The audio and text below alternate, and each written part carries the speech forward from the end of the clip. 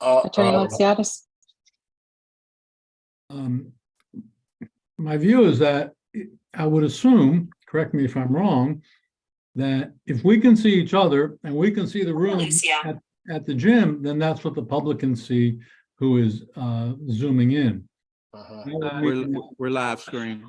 And we're now live streaming. We're live streaming now. I'll see it on my. It gave me a message. Which means that you have a forum and So to make this work, we made you all co-hosts. So play nice, please. Oh no. We have power. But what has been given can be taken away. So please. You've leveled the playing field. All right now. Everyone can mute and unmute themselves now. Say something, Dr. Yarborough, Yes. Dr. Benitez. Yes, I Yes. can mute and unmute. Okay, so we can hear you. Okay. Yes.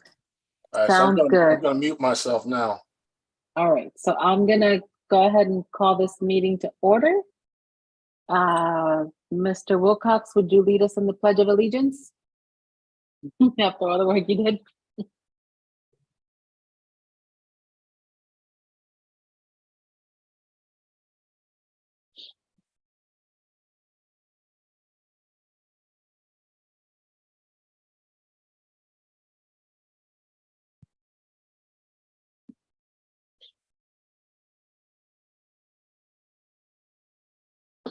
Okay, I can't hear anything. I'm gonna assume you all hear me. No. I can hear you. Yes, okay. All right, so we'll start with public I participation. can't hear Attorney Alexiadis. Well, I didn't say. Oh, I can hear him now. I didn't say anything, but if I may, Madam President, Yes, go ahead. I could not hear the Pledge of Allegiance, so. I couldn't I didn't hear either. it either. I So couldn't either. that may be an issue with whether there's a microphone for every speaker. Are you able to hear me now? Yep. Yeah, Yes. I think they had their backs turned to the microphone. We will use the Okay. microphones. Okay, Thank you. sounds good. Thank you. Public comments, Dr. Joyner, and who is stepping in for Dr. White?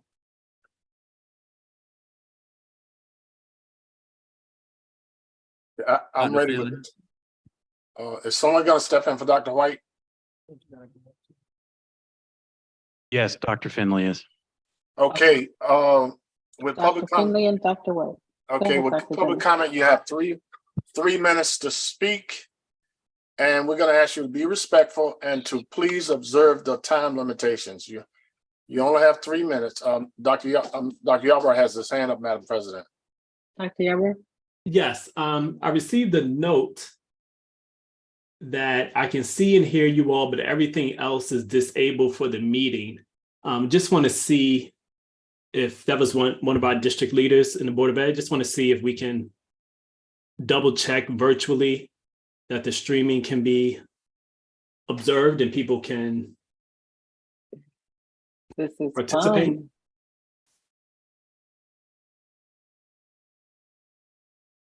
If they could see and hear us, what else is disabled? Several of us have received texts saying that from the public that they can see and hear us. Yeah, I Okay. just got one from the former Vice President of the Union. He says I can see and hear everyone. Yes. That's Okay. good, right? Yeah. Yeah. Yeah. Okay. Okay. All right. Attorney Alexiadis? As long as we can let people into the room, if Dr. Yarborough has that facility, because, you know, we have, besides public comment, there's various other people that we need to be let into. You mean Dr. Finley? Dr. Finley, yeah. Oh, Dr. Finley, he's taking Dr. White's. I misheard, sorry. You got a Sigma stepping in for an Alpha. That's a pretty good move. I agree. Okay, can we get started? We're already Yeah, running yes, late. absolutely. You have 3 minutes. We have 3 minutes to speak. And I will let you know when time is up. And I typically give you a 5-second or 10-second grace period, but please be respectful of the time constraints and be respectful of being respectful. Thank you. I'm ready, Dr. Finley. Okay. Our first speaker is Vivian Jefferson.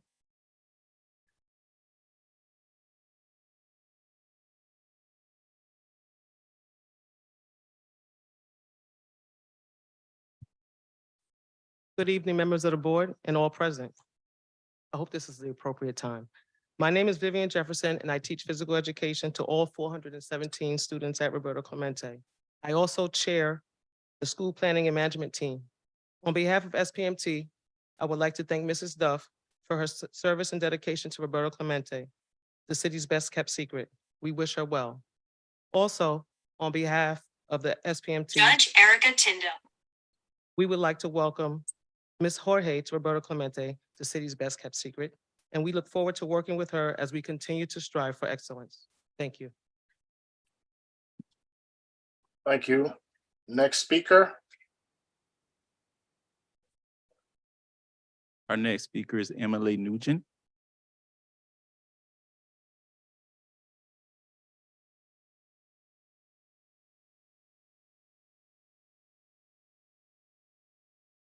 Good evening, members of the Board of Education, Mayor Elicker, Dr. Negron, my esteemed colleagues and neighbors.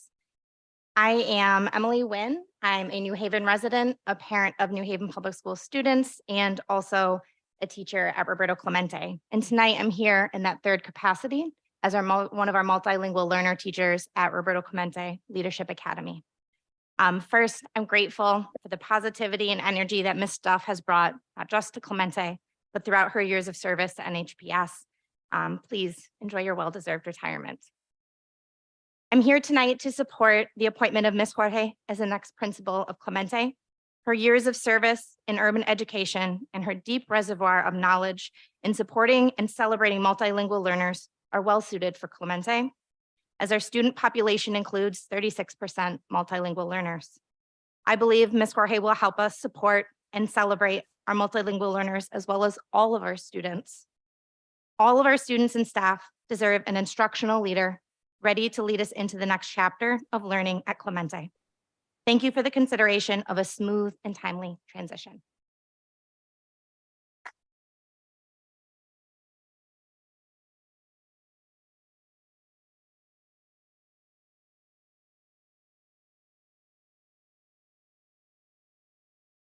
Our next speaker is JH862.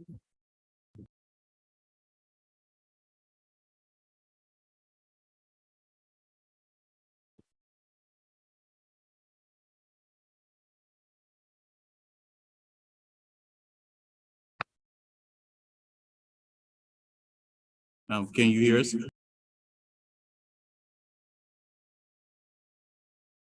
That person's muted.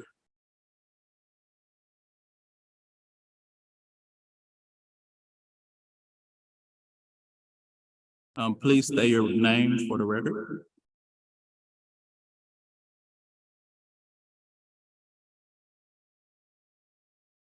Going once. All right.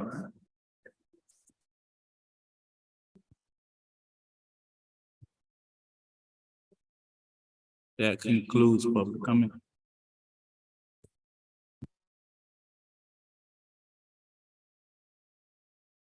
There's no one on the list, no one else on the list in person.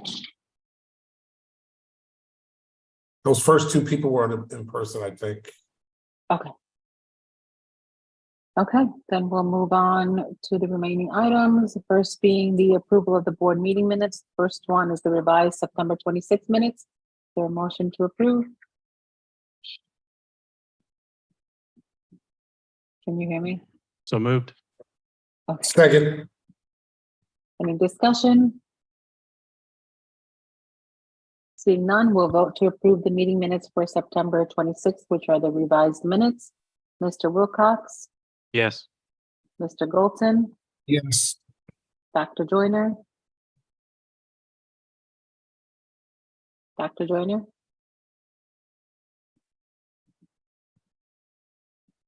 I'll come back to him. Dr. Benitez, Yes. Dr. Yarborough, Yes. Mr. Musser, is he on? No. Mix Cruz Bustamante, Yes. Dr. Joyner, are you back? No. Mayor Elicker, Yes. And I am a yes as well, and so those minutes pass. The next are the October 10th meeting minutes. Their motion to approve. So moved. Second. Any discussion? Seeing none, we'll vote to approve the October 10th meeting minutes.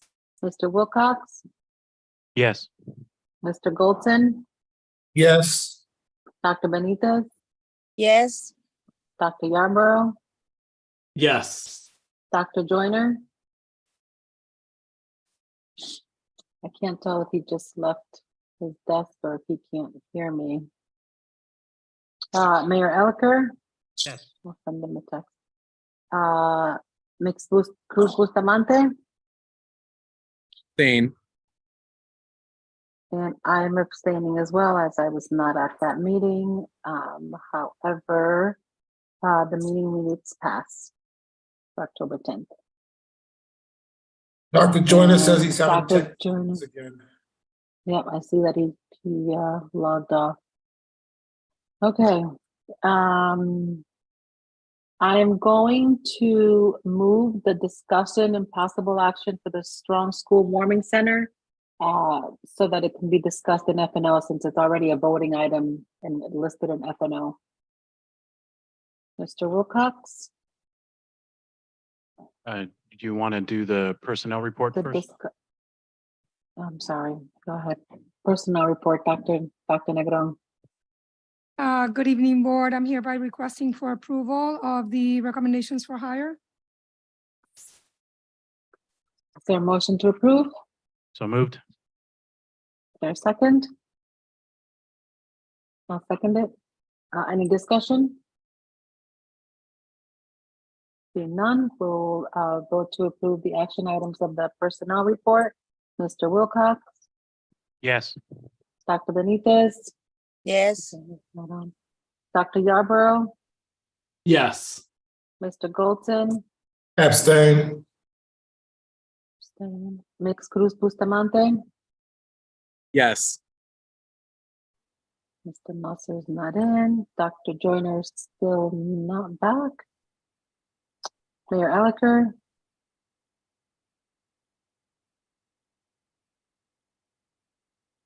Mayor Elicker, Yes.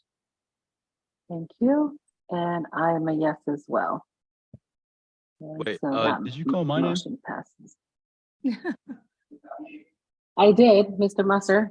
Oh, I called you 3 times. Did you just get in or did you not hear me? I hear you. Sorry. My bad. For the 3 different votes, I called you. Okay, Mr. Musser, on that vote? Yes. Yes, thank you. And so that item passes.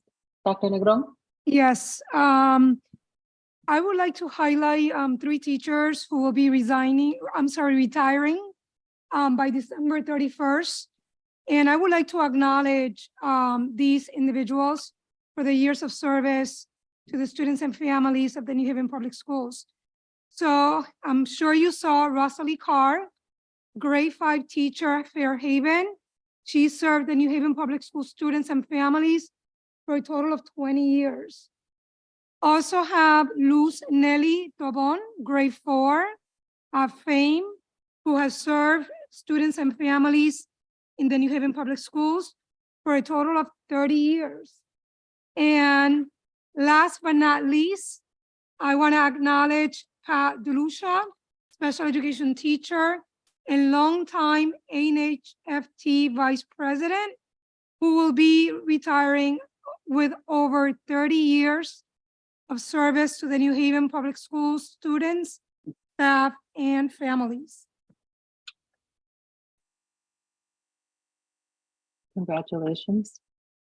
Also, if I may, I would like to tell you a little bit of how excited I am for the recommendation of Ms. Adela Jorge for the principalship at Roberto Clemente Leadership Academy. And thank you for so many of the staff who is here today to welcome her. Ms. Adela Jorge is a skilled urban educator with 28 years of teaching and leading experience. ranging from the classroom to central office. As a bilingual teacher, she used her experiences as a bilingual student herself to create safe spaces for her students to learn.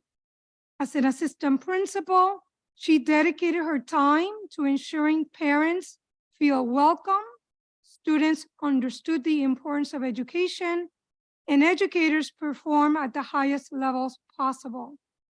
As a supervisor of multilingual learners, her mission has been to provide students with talented and highly qualified personnel invested in the students' academic, social, and emotional success. Deeply invested in promoting equity in educational systems, Ms. Adela Jorge is devoted to building partnerships that lead to positive outcomes for students, educators, families, and the community. She has served as a member of the core planning group of the English Language Learners Alliance for the Regional Education Laboratory, known as REL, Northeast and Islands, as well as contributed to the development of the Connecticut Seal of Biliteracy and the Connecticut English Language Proficiency Standards, known as the CELP. She has served as first chair of the Executive Board to Connecticut Administrators of Programs for English Language Learners, known as CAPEL. Furthermore, she has been instrumental in opening Waterbury's International Dual Language School. One of her most significant accomplishments is supporting potential teacher candidates as they navigate the process of attaining bilingual and TESOL teacher certification. So I believe she will be a tremendous asset to us here and everything that we're trying to build in the New Haven Public Schools. However, her most important work is that she is most proud to be the mother of 3 beautiful children, Jordan, Usaya Jr., and Amina. So I'm happy to welcome Adela Jorge to the New Haven Public Schools.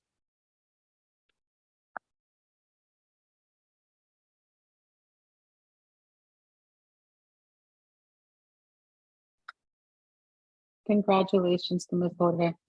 Mr. Goldson and then Dr. Joyner.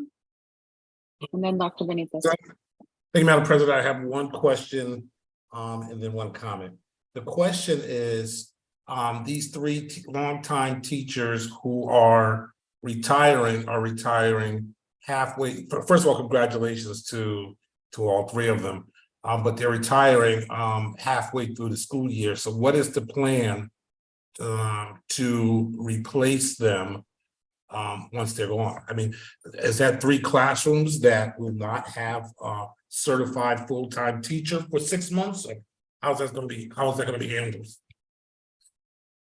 I'm happy to answer that. So that will be approached in the matter that we approach all other vacancies. We continue to search for the best candidates possible to fill all vacancies in a timely manner. I know we knew well in advance as it relates to the case of Mr. DeLucia. He let us know months in advance that he would be looking to retire. So we have been working already to fill that particular position. And just like in the case of Ms. Duff, who's here with us this evening, she let us know well in advance so that we could be intentional in doing the recruitment to fill these vacancies. As of today, HR department continues to look at the data and look at our numbers. We are still looking to fill some vacancies. But I feel like we continue to be in a good place relative, right, to where all the other districts are in.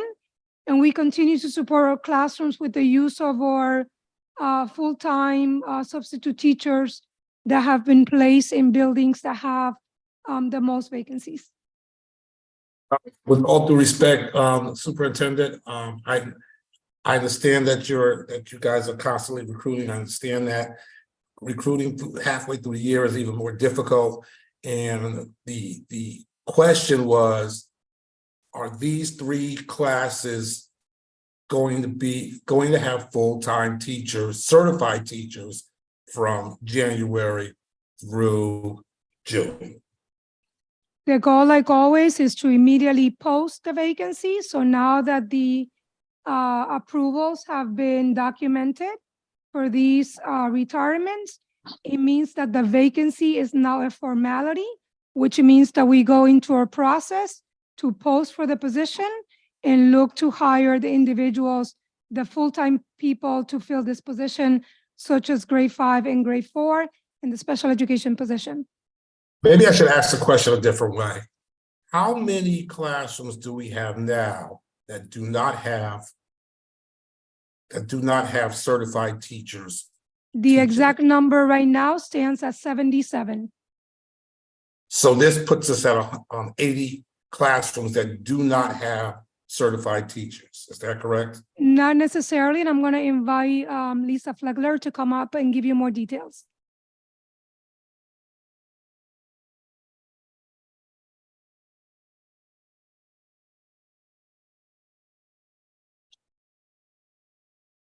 Good evening. I'm Lisa Flegler, Director of Human Resources and Labor Relations. So I just want to just say a few things that Dr. Negron just mentioned. So the actual number of classroom vacancies that we have are 77 currently, and that includes the 3 here. And I just want, Dr. Negron wouldn't have this information, but 2 of the 3 positions are already filled. Mr. DeLucia was a long time vice president, and he was already out of classroom. So that wasn't a position that needs to be filled. And so we knew that there's reason why he was leaving in December. So that's not a vacancy that needs to be filled. Ms. Tobon, we have already filled that position. We have a teacher that was an ESSER teacher, full-time teacher. So she's transitioning now into that role. So we knew that we knew Ms. Tobon was going to be retiring the start of the school year. So we had already recruited the person for that position. She is on the board. She is transferring to that position. And so that position doesn't go unfilled. So we're all set there. The only position that will require to be filling is the grade 5 position at Fairhaven. And we're confident we'll have that filled in a matter of within the next month or so. We're not concerned about an elementary position at Fairhaven. Can I ask you then, you're confident, thank you for that information, by the way. You're confident that you could fill that other position, but what about the other 75 plus? So what are we doing about those? We're continuing. And this is not to put any blame on it, but I know that it's difficult to recruit people to the system. It was difficult to even keep them with the pay that we were doing before. But are we paying substitute teachers extra money to do long term? I mean, what are we doing to make sure those classrooms have teachers in front of them? Because I get emails all the time from people saying, my child hasn't had a teacher in 2 years. Not 2 months, but 2 years. We're getting those kind of emails from parents. So what are we doing to make sure if we can't get those full-time certified teachers right now, what are we doing to make sure that there is some sort of teacher in front of every class that we have in the school system? So we continue to recruit and to build our capacity in substitute teaching. And what we're doing is we have alternate routes to certification programs where we're investing in our staff internally to bring non-instructional staff in certifiable positions. But we also, in addition to not just using the substitute candidate pool to fill the absence of teachers or vacant positions with substitute teachers, we're adding 1 to 2 permanent substitutes to each of the buildings, especially the high needs. We're looking at buildings that had a higher number of vacancies than some of the schools that do not have vacancies, and we're ensuring that we have a building sub available 1 to 2 per building so that we can move them around. Now, when we have degreed subs, we have to ensure that they are degreed, and we're putting them into long-term positions. But we're continue to do what we have always done, and we, outreach out to different colleges and universities to ensure that we're working together to build that capacity. We have alternate route programs in process right now. We have a SPED program where we have actual non-instructional staff that we have placed them into full-time positions. So as you know, that we did utilize our internal staff, and we had placed at least 50 to 60 non-instructional staff into permanent position, which we would have had a higher number of vacancies. And this is an ongoing struggle. I mean, it's not just a struggle for New Haven Public Schools, it's a struggle it's a national struggle as far as shortage areas, as far as teachers leaving the field of education. But we continue to hit the ground running in hopes to finding more staff to fill the positions that we have vacant. So, and we have tapped into it, as you saw on the personnel reports, previous personnel reports, our post-retirement. We are tapping into our retirees to come back and work full-time in the shortage area. So that has to be approved, but we are looking at that. That is another one of our efforts currently. We don't plan on using that to be the answer to filling our vacancies ongoing, but when there's like special ed and science and math, we are working to be creative. We have a partnership with Quinnipiac University where we are using some of their students to help fill in our science and math areas because they're looking into going into education. We're looking at student administrative interns, interns to work in HR to help do some of that marketing for the HR department in order to kind of, again, build capacity and bring in more candidates to becoming substitute teachers. Unfortunately, our daily rate is what it is. It is still, it doesn't go exceed higher than what is already budgeted for. So it's not as competitive on other school districts, but the contingent on what school district we're referring to. But we are still hiring subs. So sub people are interested in becoming subs. Sorry, I don't mean to drag this along, but I just need to make sure I understand this. When you say, for instance, you have 75, 77 vacancies, that means a teacher vacancy, right? That means that is a position that is vacant at this point. Is that correct? Yes, that is correct. Okay, so some of those vacancies actually could be teaching more than one class. They could be teaching 4 or 5 classes a day, right? Correct. Okay, all right. Thank you very much. I have one other question about the principal deal. I would like for this board, well, it's not a question, but a comment. I would like for this board to eventually consider, I'm not gonna be here, but you guys might consider, we have a lot of talent in the system. If we're gonna be moving folks from into principal positions, we should first, I think, make sure that we exhaust the assistant principals, not exhaust them, but consider them, give them some sort of extra consideration before we start bringing people from outside of the system into the system. I'll just like to throw that out there. Thank you, Madam President.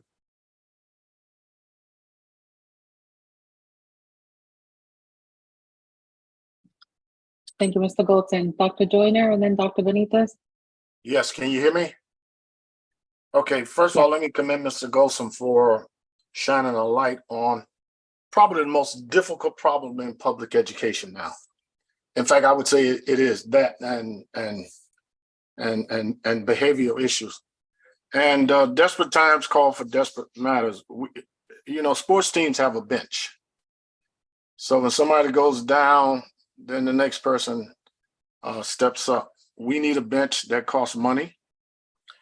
But if we're going to help our superintendent in our district, we need a statewide summit conference with state and elected officials to address this issue. It's not something we can do by ourselves. The state is demanding higher levels of student achievement. And in order for us to make that happen, we need a full complement of staff.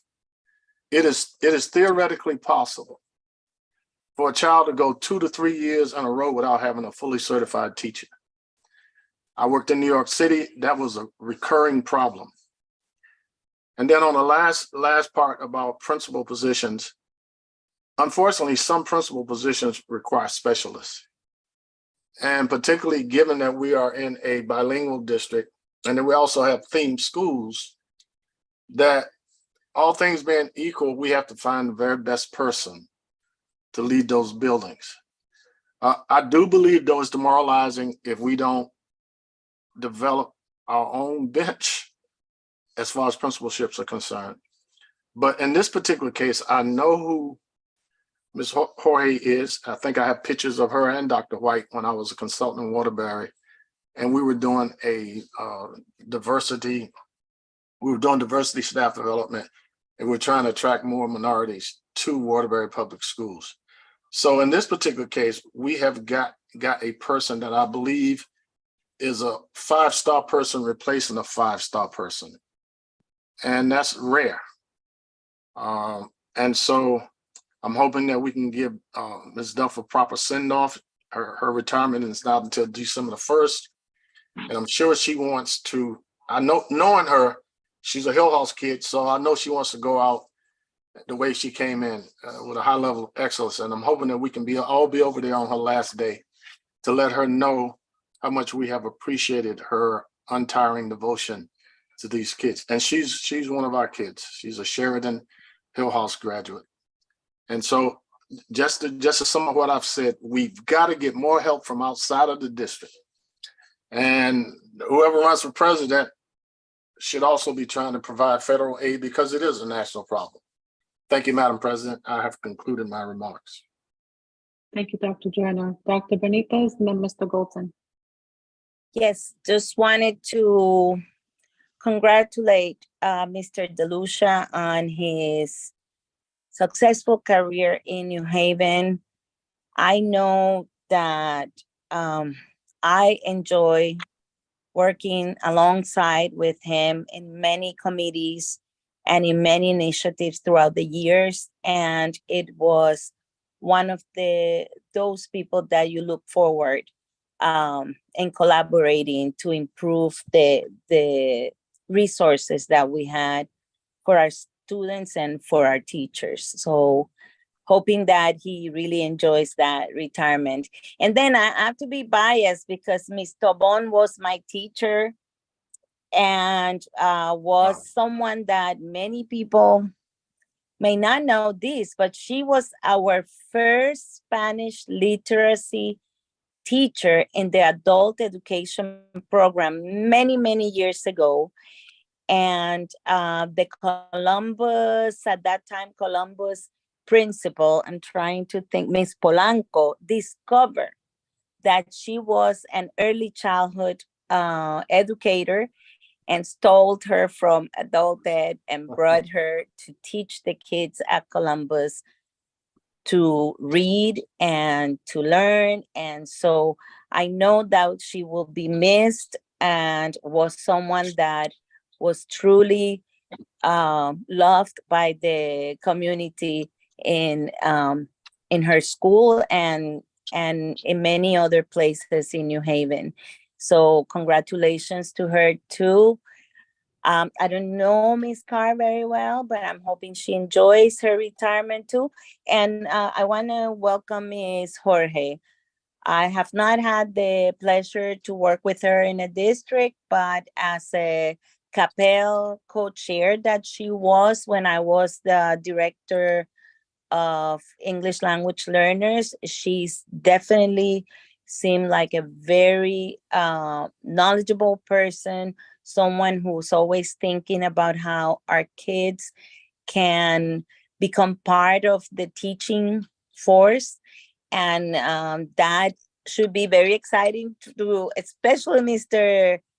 Darnell Golson, because we have someone who likes to help our kids to become teachers. So I'm hoping that she'll be able to do that in our district, and welcome to Ms. Jorge. Thank you. Thank you, Dr. Benitez. Mr. Golson. Thank you, Madam President. I'd just like to make sure I get it on the record. It's real clear. I may not have been that clear at my comments. My comments wasn't related to any particular candidate. Certainly wasn't related to Ms. Jorge. I'm sure she's a great candidate. I'm sure the other candidates that applied for that position were great candidates. I kind of struggled with this challenge when we were talking about bringing in our new superintendent. We had some very good internal candidates, And it was tough for me to kind of make a decision at the end of the day to bring in an external candidate to the system. So, but I'm happy, I'm very happy. I voted to do that. I'm very happy with that decision. I'm very happy with the superintendent over the last several months that she's been here. So it's not related to any particular candidate. Just over the 8 years that I've been here, it's kind of a struggle that I've had with internal versus external. I think all of the candidates, again, were excellent candidates. At the end, this was the decision that the superintendent made, and I certainly I'll support her right to make that decision. I just hope that it doesn't become a pattern, and if it does, I won't be here to voice my concerns anyhow. But I hope that that folks like Dr. Joyner said, that we really start to build a bench because we don't want to develop a glut of administrators who are kind of floating around, you know, and not seeing the ability to be able to move up in the system. Thank you very much, Madam President. Thank you, Mr. Goldson. Mr. Wilcox? Thank you. I just want to, I'm thankful for the presentations tonight, both on the long-term, I mean, not the long-term, but the issues with national and statewide and a citywide teacher shortage, the challenges of filling classrooms and having certified people in front of the students. It's always good to have that reminder of those challenges, and it's always good to hear all the various things that the district is doing to try to address those challenges. I'm grateful to see that Clemente, which is a school that's had an excellent leadership in place, is from everything I'm seeing, looks like is going to be having excellent leadership in place. I think we see that with the support that came out tonight. So I am appreciative of that. I'm also appreciative when I get a chance to hire good people from outside the district, just like I am when I'm able to vote to hire administrative interns that are moved up into assistant principal positions like we've done this year, and assistant principals moving into principals positions. So I'm thankful that the district is not neglecting its duty to build its staff. And I certainly think that if we went through the personnel reports, at least recently, that we were seeing that. So I'm glad for all those things. I do want to also just take a moment, the retirements, long-term teachers retiring. I think that, you know, anybody that gives decades to this district, as you know, always, I think, has to have all of our respect. In particular, though, I do have to say, Mr. Pat DeLucia is a loss for the district. I'm glad he is retiring. I'm glad he is taking his earned time and moving on. I've encountered him through Riverside, and someone who's worked in alternative education as well as all his years of service to his union. He always fought for the kids, never gave up on them, fought for his teachers, and helped make this district a better place. So appreciative of, thank you. Thank you, Mr. Wilcox. Mayor Elicker? I'm sorry, because I know everyone has spoken, but I just want to say a couple of words. First of all, to Principal Duff, really good to miss you. I enjoyed in particular your invitation for me to participate in grading the science projects of your students for multiple years. And I know that you're going to be missed, and excited for Ms. Jorge and the work that you're going to be doing. I understand that Roberto is the city's best kept secrets, from what I hear. So it's out now. It's public. And just Ms. Tobon is my daughter's teacher, and she's in the little time that my daughter has had her this year, she's the perfect kind of teacher because my daughter loves her, but she's tough on my daughter. She and her classmates are supposed to be learning Spanish, and Ms. Tobon will not speak English, period, to my daughter. And so it's frustrating for her, but it's exactly what she needs. And for us to, you know, on one perspective, I'm sad that we are losing Ms. Tobon, but on the other perspective, I'm really grateful that my daughter has had a little bit of time during this year with Ms. Tobon. Sorry to see her go. Madam Chair, you, if it's ma'am. possible to Thank invite you. Ms. Jorge up to say a few words. Yes, go ahead, please.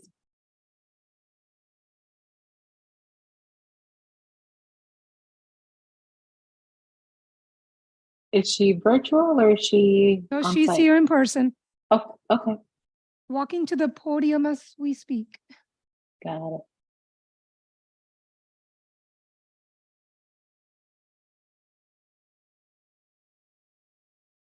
Good evening. I'm Honorable Mayor Elicker, Dr. Negron, Board of Education Commissioners, and Student Representative. I want to say thank you for giving me the opportunity to become a member of the Roberto Clemente Leadership Academy of Global Studies family. Roberto Clemente once said, anytime you have an opportunity to make a difference in this world and you don't, then you're wasting your time on earth. As principal, I plan to spend every single day ensuring that our students at Roberto Clemente Leadership Academy of Global Studies have access to equitable opportunities and successful outcomes as they prepare for college, career, and life. I would like to congratulate Dr. Mia Duff on her retirement and say that I look forward to learning from you as I transition into the role. And I also want to take an opportunity to say thank you to the Roberto Clemente family that is here today. Thank you for being here, and I'm really grateful for this opportunity. Thank you. Congratulations. Okay, Dr. Negron, does that conclude your report? Yes, it Personnel does. reports? Okay, thank you. Mr. Wilcox, Finance and Operations. If we can start with the Strong School Warming Center. Certainly. So what I will do, with your permission, is I'm going to go ahead and make a motion that we approve this, and then I'm going to request, if it is seconded, I'm going to request that we hear from Attorney Alexiadis and anybody else that he needs to bring in to provide some explanation, fuller explanation as to this for the board members that were not able to be at the Finance and Operations Committee meeting. So I move that we approve the memorandum of understanding between the New Haven Board of Education and the City of New Haven concerning the use portions of 130 Orchard Street as a warming shelter for persons experiencing homelessness. Second. Properly seconded. Any discussion? So if we could hear from Mr. Attorney Gold? Alexiadis first. Yeah, Madam President, I'll wait until hearing from all of the presenters. Okay, thank you. Attorney Alexiadis? Thank you, Madam President and members of the board. Just quick request, Madam President, if I may. This is Mayor Elicker. Mhm. Carlos Sosa Lombardo should be in the waiting room. It would Yes, be that- helpful to bring him in if possible. Yeah, I've I tried to think that's promote what him Attorney twice, but, Alexiadis was trying to do. yeah, I've tried to promote him twice because of, There you go. but okay, there he is. Very good. Thank you.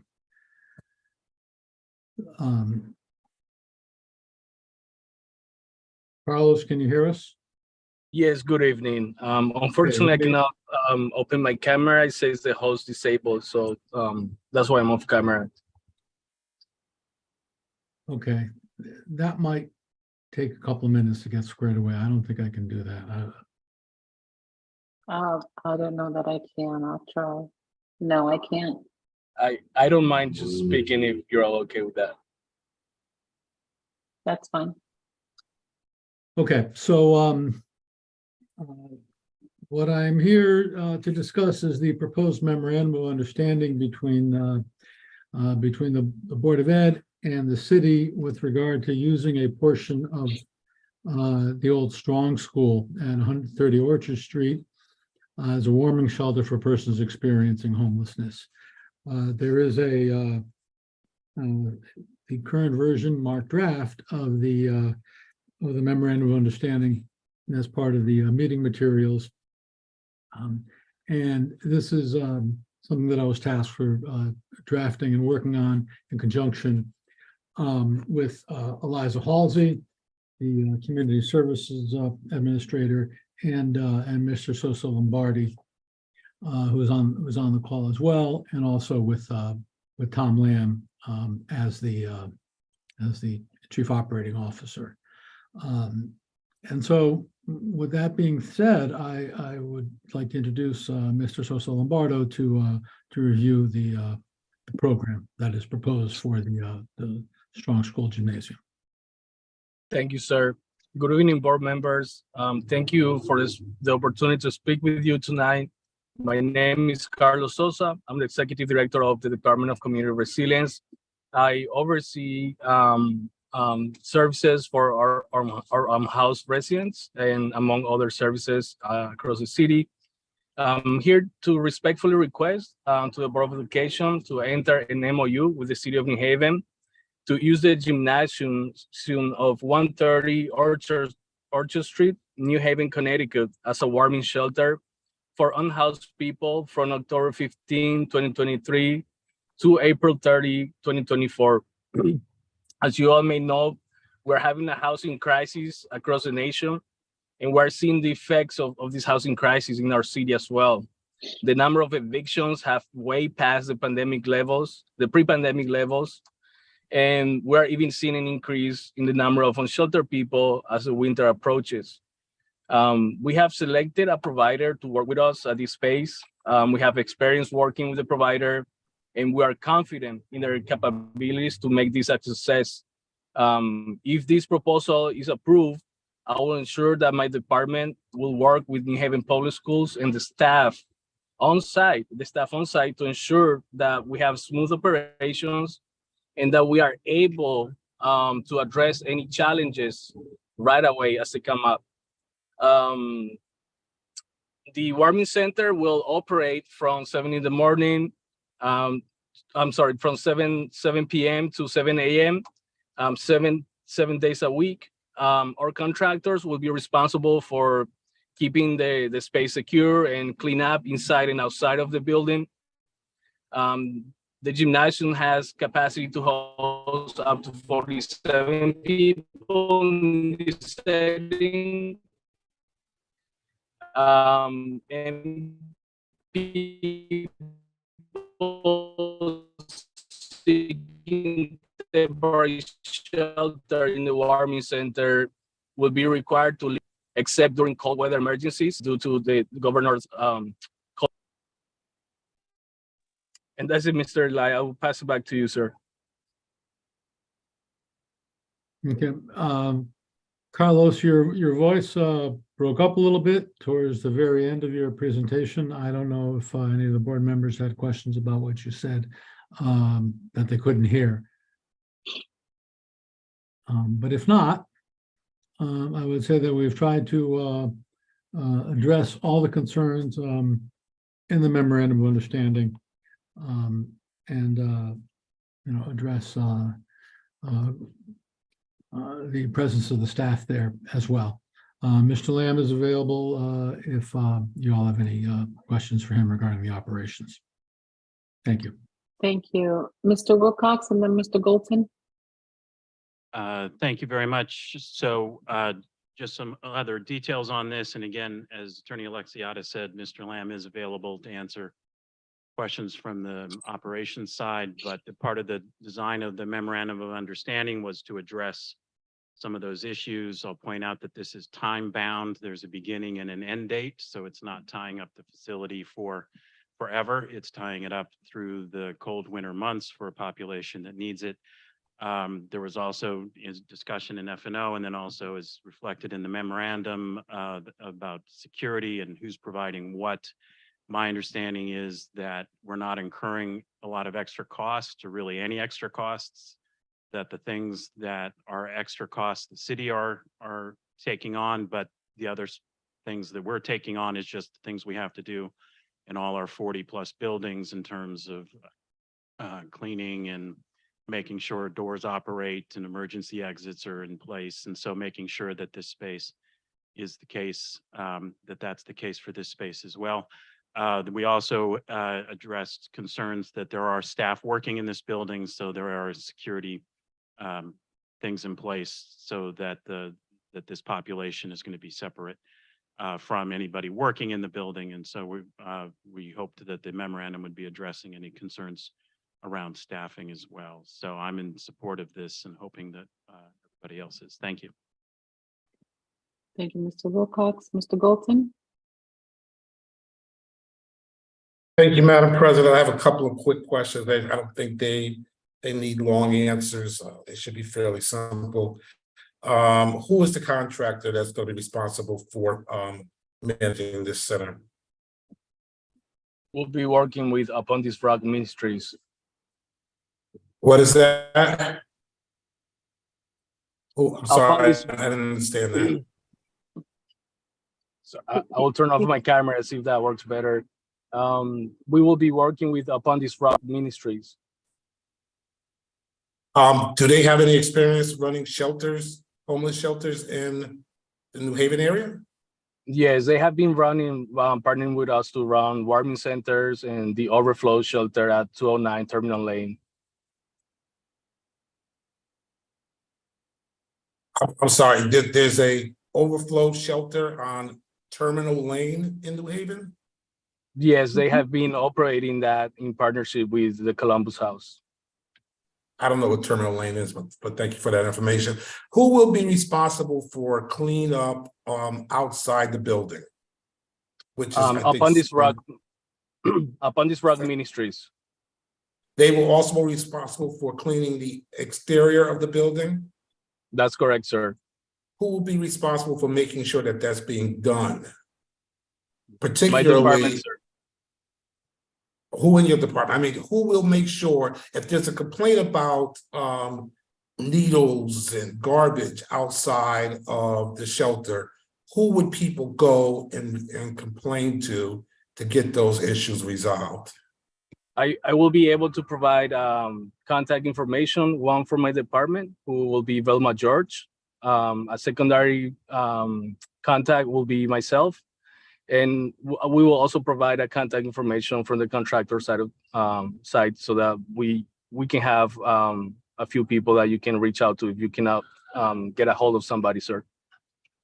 The reason why I'm bringing that up is because we hear all the time, for instance, at Foundation, we hear about how people are finding needles by in the areas outside of there by the school. No one seems to be taking responsibility for managing that.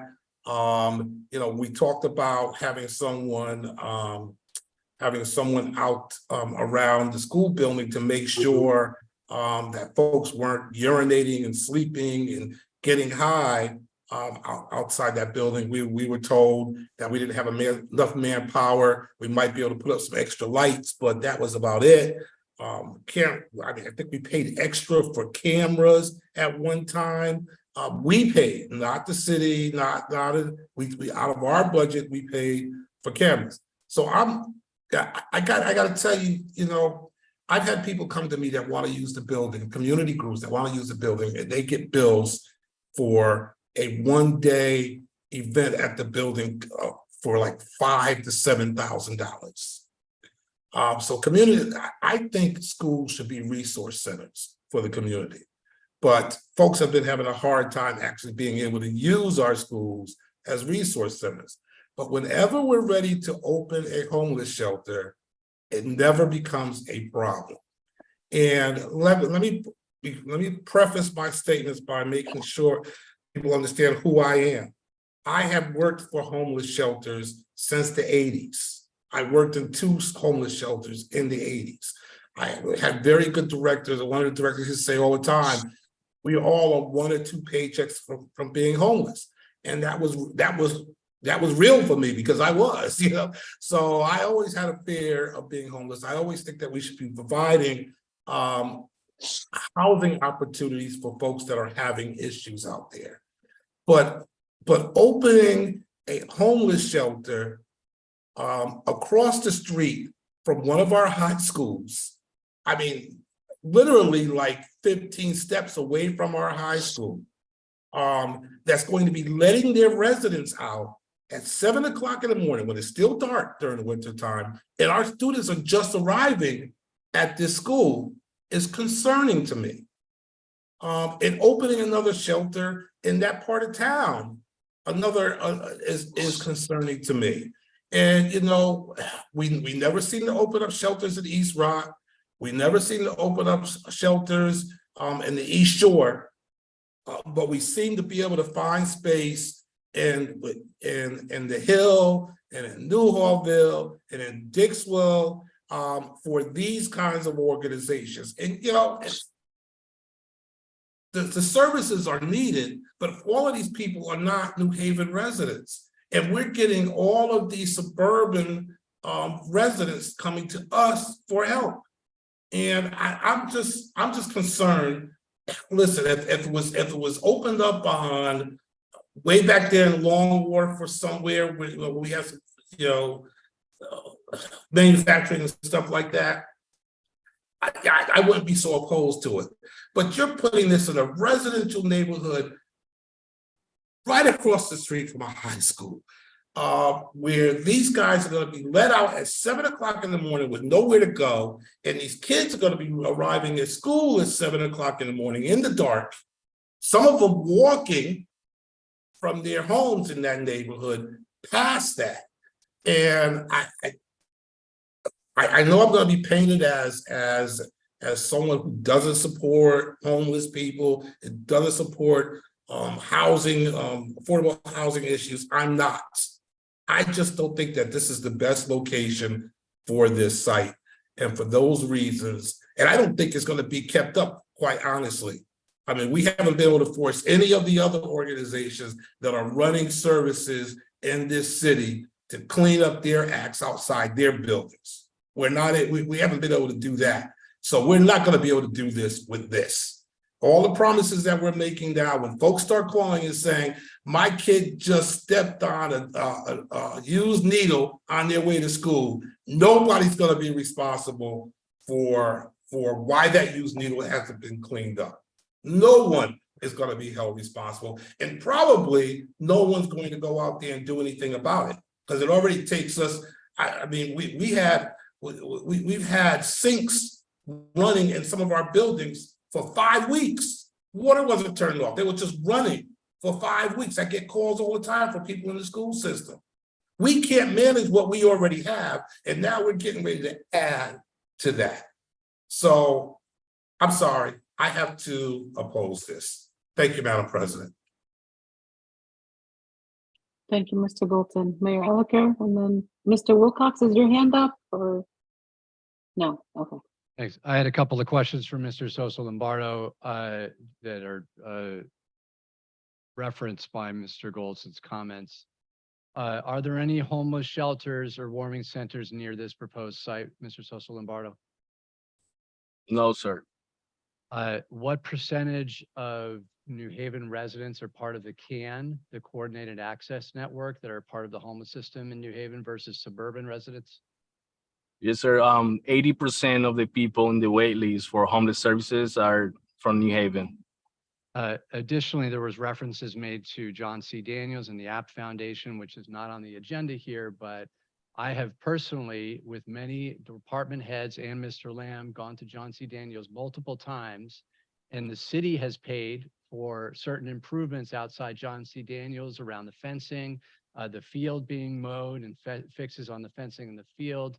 We've improved some of the lighting. We were just there maybe several weeks ago with Mr. Lamb and other department heads and myself and the principal as well, looking at additional improvements. We have more work to do there, but we made a lot of progress. The city has a officer that is there at drop-off and pickup times to address some of those issues as well. I take ownership and responsibility, like I know Mr. Sosa Lombardo and other department heads in the city, over these issues, and we will be very responsive. I think it's important, you know, saying kids are going to step on needles and things that feels to me like creating fear that is unnecessary. There are people that are some of the most vulnerable in our community, and we have worked very hard to try to identify locations in the city to expand spaces in the winter time where people that don't have a home can go to stay warm. And I think that this is a very reasonable proposal that we have worked hard with Mr. Lamb and other members of the Board of New Haven Public Schools to thoughtfully approach it and make sure there's not external impacts. And I encourage my colleagues to support it. Thank you, Mayor Elicker. Mr. Golton? Thank you, Madam President. I have a question for Mr. Sosa Lombardo. I'm not sure if those numbers are number of folks who are New Haven as opposed to non-New Haven are very accurate. Folks are going to say that they have a New Haven address so they can get New Haven services. But since you said 20% of them are non-New Haven residents, is some other entity paying the other 20%? Brantford, Hamden, West Haven, are any of them kicking in 20% to pay for this? I'm sorry, what's that? So that's a good question, and I appreciate it. I appreciate it. The state is actually paying for most of the warming center services in the city. So they're paying for the maintenance of the facility also?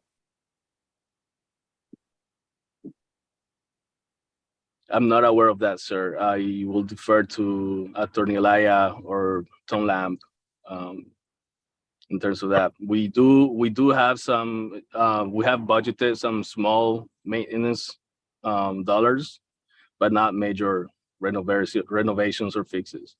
All right, thank you. Madam President, just one more comment. In response to the idea that I may be exaggerating or trying to instill fear in people, the fact is we've had folks OD on the New Haven Green.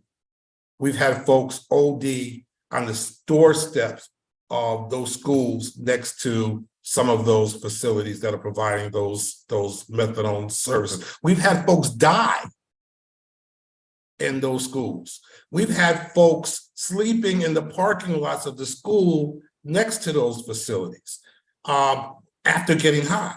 So to suggest that a child stepping on a needle, which has happened, is an exaggeration and an attempt to instill fear in people is just not fair, because the facts show something different. It shows that these folks congregate around, these folks being these homeless folks, and some of them who may not even be homeless but just get high, are congregating around those schools, around those facilities in those neighborhoods, one of them being right next to a school. So to suggest that I'm exaggerating and trying to instill fear into people is a little unfair and disingenuous. I mean, it exists. I have no reason. I have family members who are homeless. I have family members who are, I don't want to call them drug addicts. I know there's a better name for it. Who are addicted to illegal pharmaceuticals, and quite frankly, I understand the struggle. I just don't want to put the struggle 10 steps away from a high school, where at 7 o'clock in the morning, when those guys are being pushed out the door, these students are arriving in their school. And at 4 o'clock, 3 or 4 o'clock, when these students are leaving their school, these guys are going to be lining up to get into that shelter, because we've seen it at other shelters. They start 3 or 4 hours lining up because it's first come, first served. So I don't think what I'm suggesting is an attempt to instill fear. It's an attempt to point out the reality and the facts. These things are going to happen. Now, hopefully, God willing, nothing serious happens. Nobody gets hurt. Nobody gets harassed. We don't get any phone calls from parents concerned about their children being exposed to that population. Hopefully, that will be the reality. But history shows that normally is not. Thank you, Madam President. Thank you, Mr. Golson. Dr. Yarborough and Attorney Alexiadis. Yes, thank you. Would like to have a couple of questions. One is a response to the 7 a.m. let out time and the arrival of students and then the overlap of time at the end of the day. And another request is when the school has been spoken with, our neighboring school in the community, what is their response or feedback about opening a shelter in the location? And then my third question is, what other sites in the city are being considered or secured for locations? Thank you.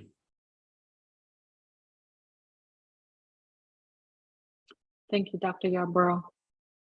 For me, I wonder also, has the school been spoken to and what are they thinking?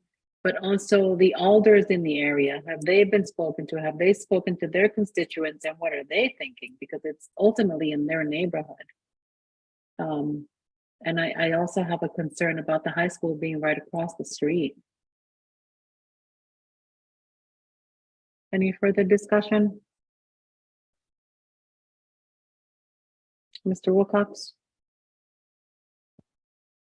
So, yes, so I'm on the Board of Education, so I'm also intensely interested in the safety and security of our students. I think this MOU has some of those things in place.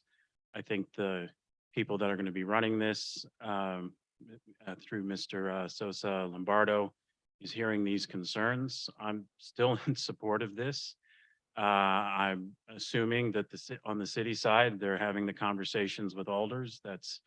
That would make sense, and with various committees of those alders. So, but as far as the use of this building, the portion of this building is not being currently used. We're not tying it up for long-term use. We have some things in place here for the keeping up the exterior of the building, and I think people are hearing the security concerns, and so I think it'd be perfectly appropriate for them to come back with us with some other information on that. But with the timely nature of this the work needing to be happen, I'm ready and happy to vote for this evening, and we can get a report back on how this security or these things are going to be concerned. But my understanding is that the work that needs to be done to clean the space and to get it ready in order for when the cold weather hits, because it's not going to wait for us, it's going to happen. So I'm hoping that we're able to move forward with this evening. Thank you. Dr. Benitez, thank you, Mr. Wilcox. Dr. Benitez? So I definitely am in support of us having warming centers, and because of the proximity of this building to downtown, I see the use of it. My plea would be that as we, and I want to thank the mayor for the clarification of what's happening at Daniels. But in the same way that we are, that the city is supporting that other situation, that we don't wait until we have a difficulty in this new space, that we have a plan for the police department to support that moment when these people are leaving the building. Again, I am concerned that these are so close to each other. They shouldn't be colliding as much because the entry spaces are away from that parking lot, but we do have young people who drive to school. So we do, I am pleading that we do help people be in a warming center, but that we also make sure that we keep teachers and students safe. And now I want to say, I don't think that every homeless person is a danger to any of us. Mm-hmm. And I want to make sure I say that, because perhaps there are some people who have difficulty with mental health or with substances, but there are a lot of our folks who lose a job or cannot afford even having a job to pay the rents that we pay in this city now. I mean, I have my own children cannot move out of the house because they cannot afford to pay rent in the city. So I believe that we have to help people find warm spaces because the rents are out of control. So thank you. Thank you, Dr. Benitez. Mr. Golson?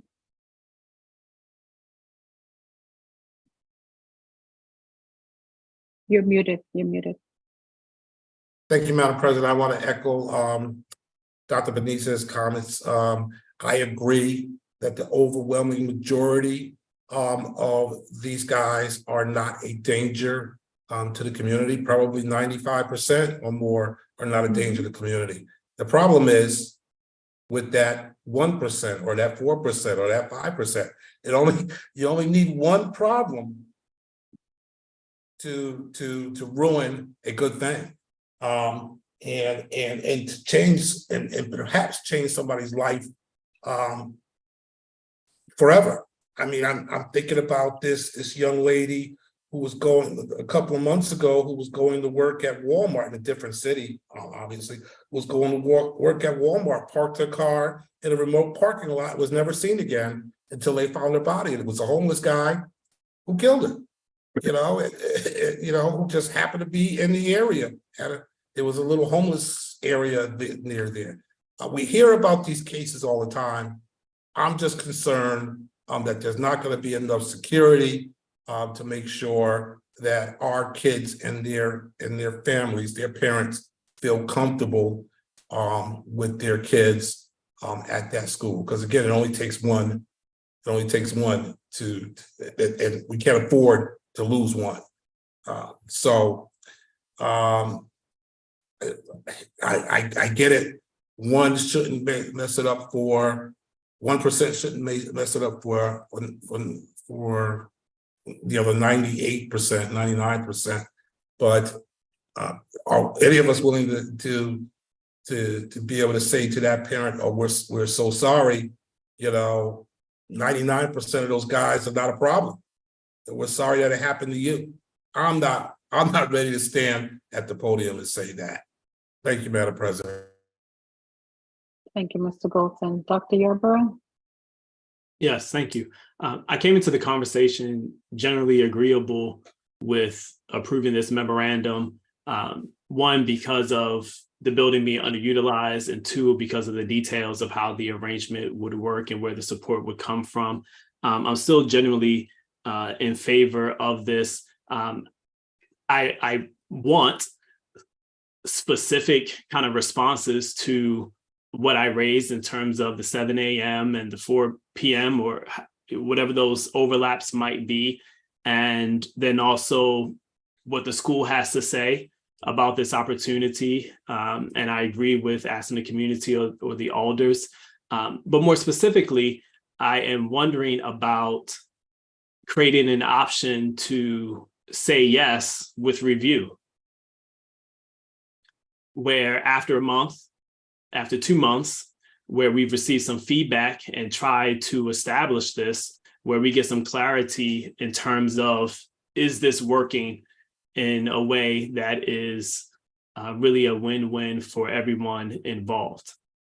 So that's the direction that I'm moving in now, that I want to agree to this with kind of an amendment or a caveat that there's some review where we can change course if things do not move in a direction that's healthy, safe, and really a win-win for everyone involved. Dr. Yarborough, I feel the same way. I came into it thinking that we were just going to vote yes because it's warming center, right? It makes sense for homeless. But as I sat here listening to Mr. Goldson's argument or points, I thought those are really good points that I hadn't really considered before the meeting today. And so I feel the same way. I'd like to hear more responses, more answers, just a little bit more based on the questions we all had before I would have voted yes. Attorney Alexiadis, Mr. Sosa Lombardo, and then Mr. Wilcox. Thank you, Madam President. I can answer questions about what the agreement provides, which addresses some of the questions that have been raised, because the agreement, makes many of these issues a joint responsibility of the city and the contractor. Now, it's a different question, what happens if they don't comply? And that's an operational question for Mr. Sosa, or others to answer. But the agreement provides for a single entrance on the Strong School parking lot side, on the Legion Avenue side. It provides for no smoking in the building except in a designated smoking area. Now, we walked the building on Friday afternoon with Eliza Halsey, with Tom Lamb, with Velma George, whose names you've heard today, with other representatives of Upon This Rock Ministry, and the mayor was there, and as was one of Mr. Lamb's facilities persons, to see what needed to be done, and where, for example, the smoking area would be. Mr. Sosa can correct me, but I think that the idea is that the smoking section outside the building is available from 7 to 8 or 7 to 9 until whenever it is it lights out. It's like people can't go out there all hours of the day and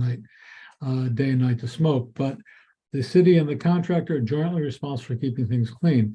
In terms of the maintenance, it's the Board of Ed is responsible for existing maintenance on existing conditions in the building, and the contractor and the city and who contracts with Upon This Rock are responsible for cleaning and other maintenance type issues. The other things that the operations and facilities people need to do, my understanding is the things that needed to be done anyways, like making sure the fire extinguishers are operational, things, with prior walkthroughs of the fire marshal, emergency lights and exit lights. When we walked through, there were doors that needed, that didn't function optimally. Let's put it that way. And so the building needs to be secure, and the exterior doors need to work properly, whether or not this is being used. Because if a door doesn't close, then the building's not secure for in terms of a vacant building, in terms of staff that's there. So my understanding is that the things that we need, we meaning the Board of Ed and the facilities people need to do to get the place ready for the use, were things that we need to do. We need to make sure the heat works. Okay.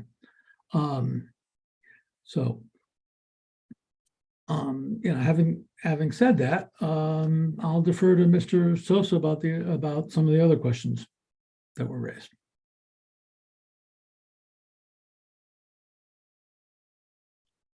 And he's muted. Thank you, Mr. Ladd. So I just want to answer a few questions that were raised, and I'm sorry if I missed any. Please feel free to jump in again. Additional locations for warming centers.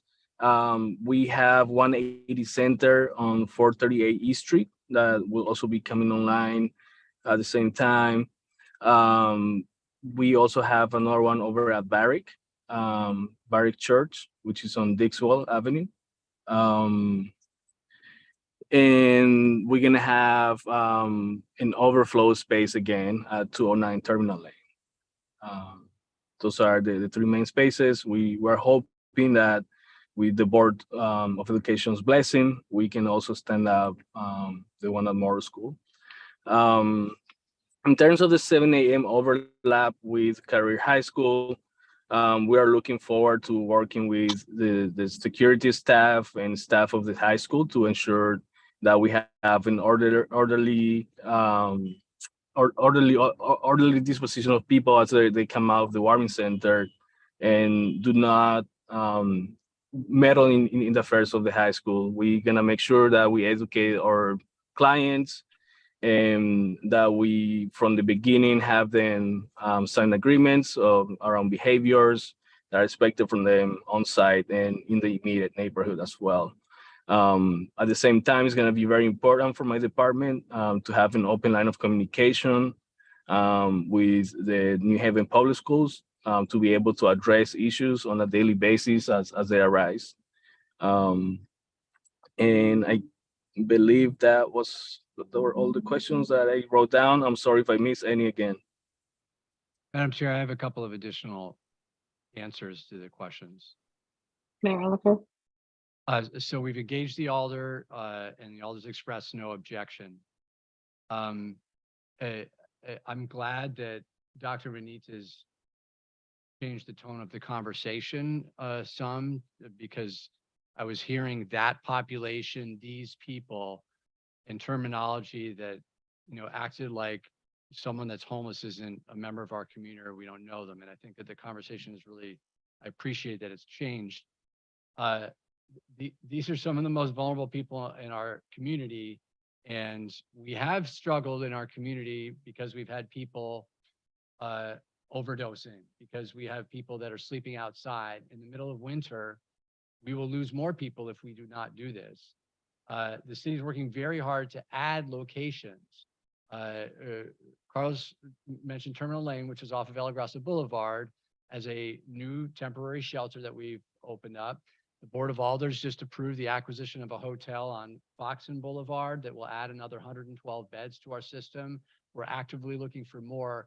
As one can imagine, it is hard to find throughout the entire city just available spots, and this is a vacant space. The proximity of the school, the career, I agree with it. I think it was one of the other board members said is they're not that close to each other, but I think it's a good idea to engage career to make sure there's no issues. That being said, if there is an issue with anyone's at the shelter that's problematic, they will not be allowed back at the shelter. So I think that's something that can be worked through as well. I just finished these remarks by saying, as Mr. Wilcox said, winter is fast approaching. And it's not like we have other options out there that we could just choose from. So I'm very hopeful that the board approves this item moving forward.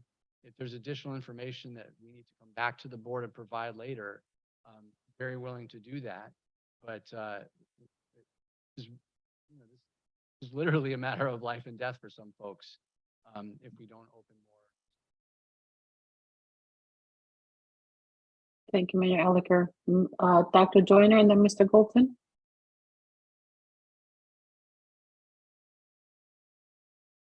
You're on mute, Dr. Joyner. I want to remind people what New Haven has been and what New Haven is. New Haven was a site of the Underground Railroad. It was the birthplace of the anti-poverty movement. And I don't believe anybody that's commenting on this has bad intentions. So we need a win-win. But I remind people, whether you are believe in biblical scripture or not, that one of the scriptures in Exodus says we should not vex or oppress the strangers, for we were once strangers in Egypt. And of course, in the New Testament, Jesus said, what you do to the least, do you unto me. And everybody's life is important. I've seen people die as a direct result of homelessness. And I've seen people become homeless through no fault of their own. So what we need to do is we need to make sure that our children don't see or come in contact with stuff that will cause them harm. And we also need to help some people who are destitute and homeless, who might just need to get through this winter and they can see their way to the other side. So I'm going to support this. I am the third great grandson of a slave on one side and the fourth great grandson of a slave on another side. There's no way in the world that if my ancestors were whispering in my ear, and they are, that I could be against what Mr. Golson said and what Mayor Elicker said. And I think we can find a win-win in this. And I thank Dr. Benitez so much for her contribution to this, because I know her as a compassionate warrior. I'm done, Madam Chair. Thank you, Dr. Joyner. Mr. Golson? Thank you, Madam President. The beauty of this kind of debate, this kind of peaceful debate and discussion, is that it allows folks to be able to come to consensus. Dr. Yarborough brought up some very good points that I think could move me towards being supportive. And he asked some very good questions around that. And this is coming from a great grandson of someone born into slavery. My grandmother's father was born into slavery and came here to Ansonia. And that's how the Golson started here in this area. And as a former director of the largest anti-poverty organization in the county, I absolutely support providing services to the downtrodden. And to those folks who, whether their own reasons or reasons out of their control, have caused them to need us as a community to be supportive of them. So what I would like to see, and this is kind of building on Dr. Yarborough's comments, is I would like to see built into the contract more security, the MOU. We certainly should not be counting on our school security to be dealing with controlling the population at that center. I don't even know if their contract would allow them to do that, but we certainly shouldn't be asking them to do that. They got enough on their hands maintaining control in our schools, and they're understaffed. So I would like to see something in the MOU that has a guaranteed police presence during those overlap times. A patrol car, a cop with a badge, who has policing powers, who can control the situation and make sure that people are not loitering, that they're not getting high, that they're not doing all that stuff.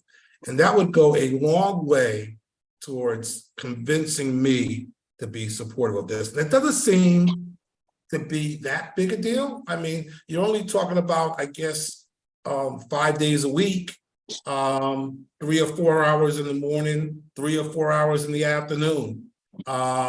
So if that could be written into the MOU, I could certainly be supportive of this, number one. Yes, and I forgot my second point. So, no, I did have a question. And this is just a kind of an aside for future reference. Do we have any warming area centers or shelters in the East Shore area and the East Rock area? I'm real curious to know what the answers to that, but I'm more curious to know if we could amend this MOU to include guaranteed security through the police department during overlaps with the school changeovers. Thank you, Madam President. The state paying Thank you, for Mr. Golson. Dr. Joyner, did you have your hand up from before, or is that a new? I'm saying that the state should pay for it if they're going to support the homeless. I see you, Mr. Wilcox. I see you. With funding, they should pay for the security because it's a legitimate issue. Mm-hmm. And I just quickly want to say, I'm a housing person. Like, housing is what I do. And so, of course, I support shelters and warming centers and all of that for our homeless population. My concern, again, is the school across the street and the issues that were raised as I'm sitting here listening to everyone's comments. And for me, extra security would definitely bring me to a yes. Mayor Elicker, Mr. Wilcox, and then Dr. Negron. I can let Mr. Wilcox go first. So while I welcome good conversation on important topics, I just want to, just as an administrative reminder to the board that what we're doing, what's on the table here is a memorandum of understanding between two groups. And the purpose of having this done as a memorandum was to outline a lot of these things and to outline, more importantly, who's responsible for what and what the time frame is for this. So this isn't a permanent arrangement. This is for this winter. This doesn't work. We don't have to enter into arrangements like this moving forward. It also has in here language, if you have read it, where it does talk about that we are agreeing to cooperate with the city and the city's contractor on any issues that come from this. And I'm sure that if there are issues at Career High School, the Career High School staff through the principal will communicate those issues. And we have public comment every 2 weeks at our board meeting where people can come and express those issues. I've even been come to a board meeting where people have press conferences where they can address issues that they have in a very public way. We have reporters that are in our meetings and observe the recordings of them.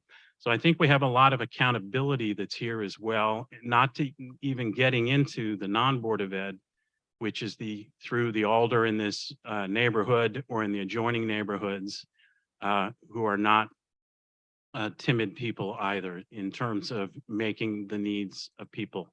So I'm still in support of this, and I will remind you that as a board, we have hundreds, I'm trying to remember the exact number, 600, 700 homeless and housing insecure students of our own.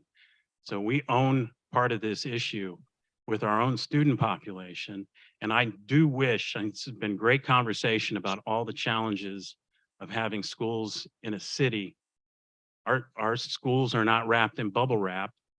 They're wrapped in a city where there is all manner of issues that our students have to encounter on their way to school. And what I do appreciate about this one is that we have a memorandum here outlining ways we're going to move forward to alleviate these issues here. And there are language in around who's providing security. And if there are problems, I would hope people would raise those issues immediately so that we can solve those issues. But I'm also hoping that we can move forward with this and so that we can let the work happen to get this place ready. Thank you. Thank you, Mr. Wilcox, Mayor Elicker, and then Dr. Negron, and then Mr. Colton. To my knowledge, we haven't had major security issues outside the other warming centers that we have operated. And I think the most important thing is there's no perfect site. There's no perfect site, and any site we propose is going to have some challenges around it or some concerns. If there were a better site, that we would have chosen it and proposed it, but we just don't have those options. And believe me, I've been in meeting after meeting for 2 years about different sites that we're looking for.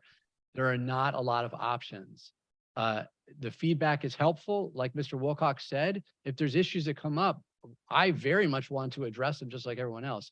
I strongly oppose the idea that we're going to tie up an officer at this one site when there's nothing going on, because we, like the teacher vacancies, have a significant number of vacant positions in our police force. Our officers are already working many hours overtime.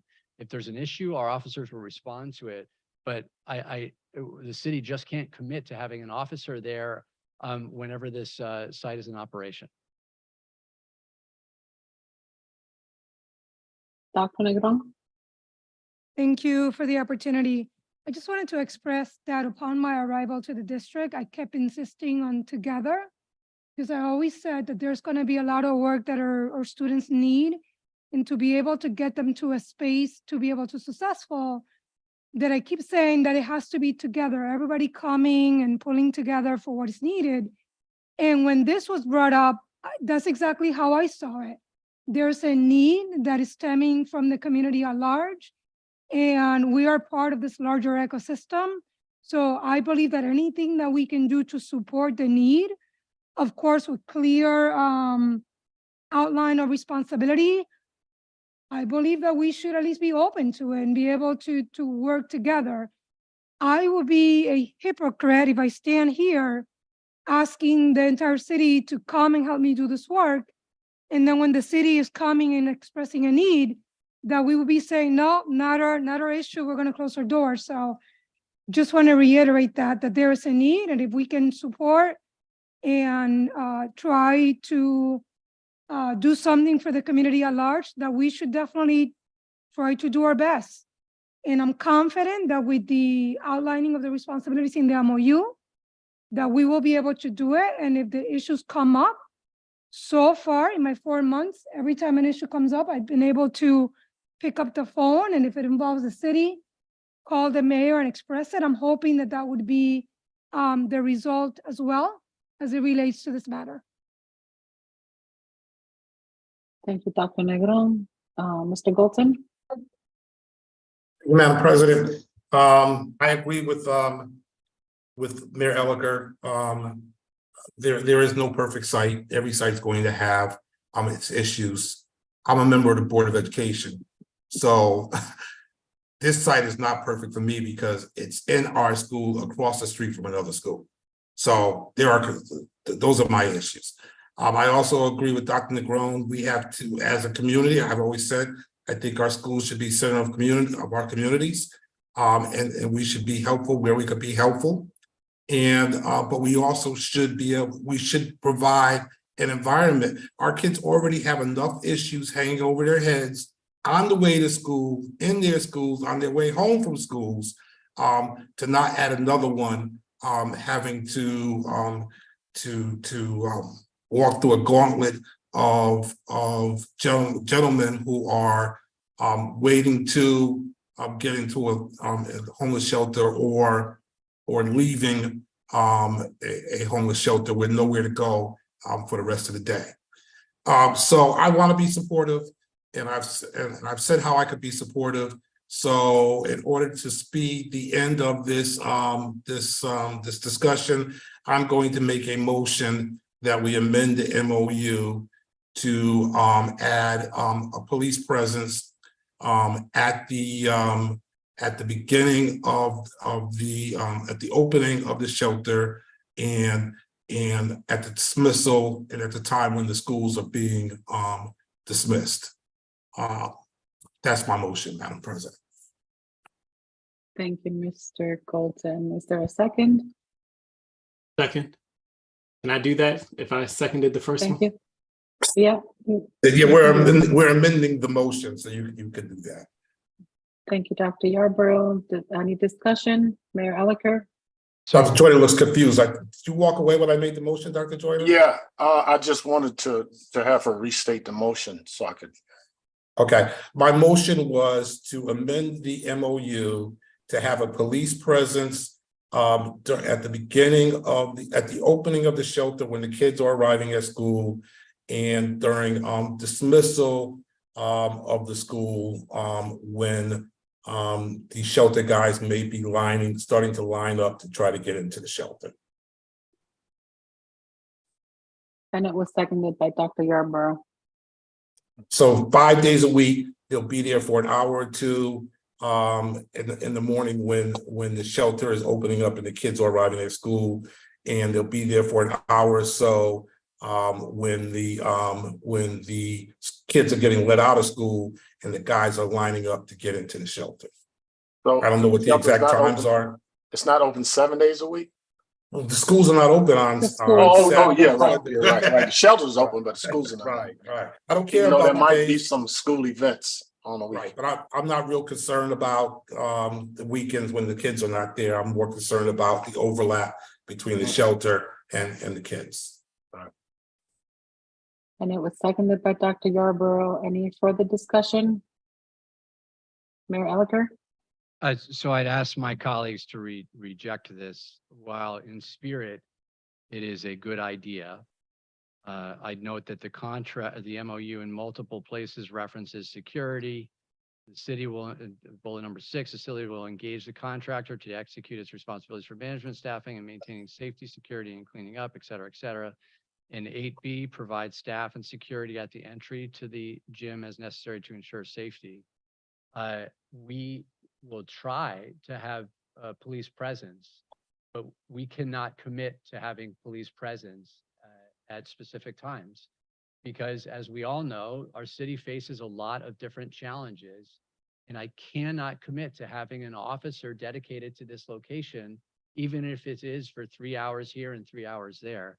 MOUs go both ways, and the city cannot agree to that we can agree to try to have a presence similarly to when we have a presence outside John C. Daniels. If there's an emergency that comes up, the officer's not there, but by and large, the officer is there. Thank you, Mayor Elicker. Dr. Yarborough? Yes. My preference is to not act on the issue once there is an issue, but my preference is to avoid an issue from coming forward. And I understand that there are items that are written into this agreement such that if an issue arises, people can respond. Well, how about we proactively think about the issues that may come up and be proactive and put something in place? I think a compromise, I was going to suggest before Mr. Golson made his motion, that we could try some training wheels for the first month, 2 months. And, maybe that'll be an example for, okay, security, a police officer is not needed or it's not needed in the same way that is being suggested. But to, throw it off the table completely, I don't know that is, I guess to me, it doesn't seem responsible from a board member's perspective for the Board of Ed. So that is my piece of it. And the other thing is, I understand that this memorandum has things written into it. It requires people to execute it. So we still have to kind of do it and carry it out. That's all. Thank you, Dr. Yarborough. Mr. Wilcox and then Mr. Golson. So I'm not going to be I am not in support of this because we've heard that it's not something the city can commit to. If we were going to start having the city provide officers at specific locations at specific times, I think I'd rather hear from our security folks and others as to where those armed people should be sent and so on.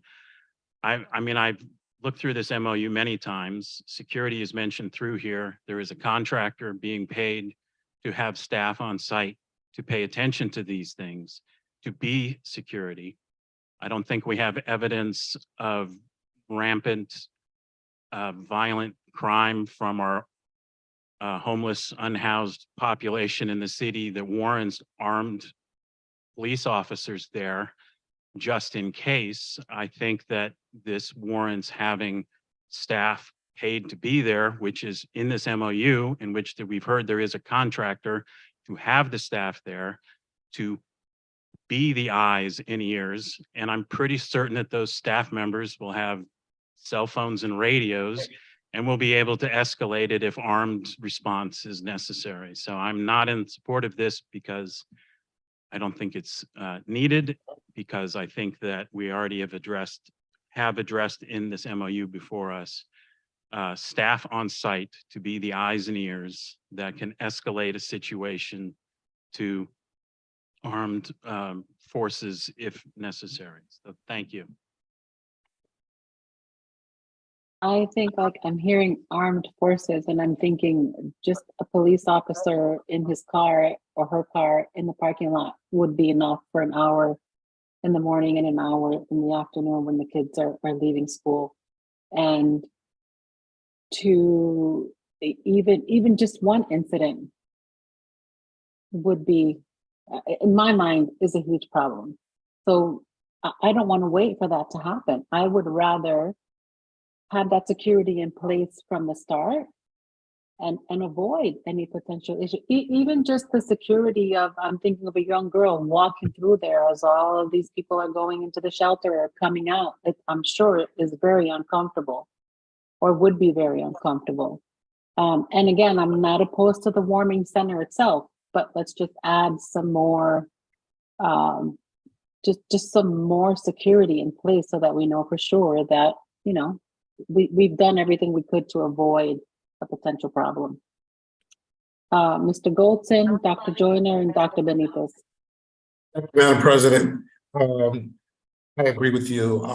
We don't want to provide that kind of anxiety level to any of our students. Proceed or perceived or not, right? I mean, a student, I don't know what a young lady, 15, 16-year-old is thinking when she's walking by a group of guys who are waiting to get into a shelter. I don't know what her thought processes are. I can imagine that some would have some concerns and probably have a little anxiety doing that. Again, Dr. Yarborough made a great suggestion, and I'm willing to amend my amendment to incorporate his suggestion, and that we put in the MOU that we review it after 2 months. And if we're finding out that there aren't any issues, we're not getting any complaints from the community or from parents or from the school or for anybody else, then we allow the city to not have to provide that service anymore until we have, if there's an uptick, if there is an uptick in complaints and so on. So I'm willing to amend. I'm trying to work here to be as cooperative as possible. And I'm suggesting that I'm willing to amend my motion if Dr. Yarborough II is willing to agree to it, to have a short term, I don't know, 2 months after the opening of the shelter to review how that security is working, and if we get reports back that it's not needed, the issues that some of us may have been concerned where we're not coming forward, that parents were complaining, then we say, okay, fine. And we allow them to reduce on the police presence there. So that's my motion is to amend my motion to include a short-term experimental 2 months of police activity to allow everybody to get acclimated to this new location right across the street from one of our schools. Second. For the discussion, Dr. Joyner and then Dr. Benitez, and then Mayor Elicker. Okay, I'm thinking about this song by Ray Charles where he talks about pouring water on a drowning man. And I'm afraid that we may be demonizing the homeless population. And I don't think we intend to do that. Nope. But not at all. Sorry. I didn't realize my mic.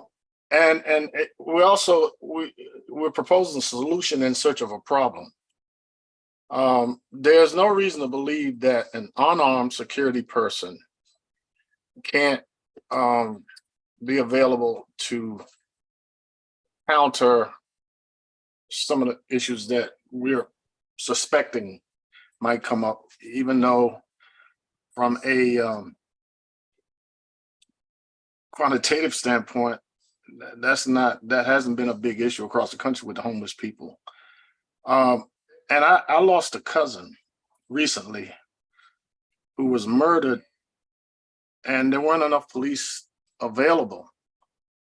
And it's conceivable, since we're talking about what ifs, it's conceivable that had those police officers been able to stay with her, that she might still be alive. But we don't know that. But we do know that we have a serious problem across the country with full capacity police forces. And we have to be very careful about where we apportion, where we send people. And I'm convinced, based on what the superintendent said, based on what the mayor said, based on what Mr. Wilcox said, that an unarmed person present would be sufficient to be a deterrent to any problem, and that our officers would be able to respond reasonably quickly if there was something more serious. And I'll be honest with you, I have more faith in Valerie Washington and her group in terms of being there to provide some of that support. First of all, Val knows a lot of homeless people in that area, and they view her as an angel. So I can't support the motion, but I can support the memorandum of understanding, and I trust the judgment of our alders, our superintendent, our mayor, And I believe that the police chief himself, who is an expert on these matters, as well as our own security chief, would be supportive of this. But I want to say that this does not mean that any of us is wrong, because we're not fortune tellers. It means that we're trying to make the best that we can out of a tough situation. And it's another story about the challenges that we face as urban residents. But I'm hoping that we can have a win-win. And I believe that having a security presence there, not necessarily an armed security person, would be sufficient. And that the police are on standby if it gets to a point where it's tough. I've been around Varick enough to know that the people that are there constitute no threat.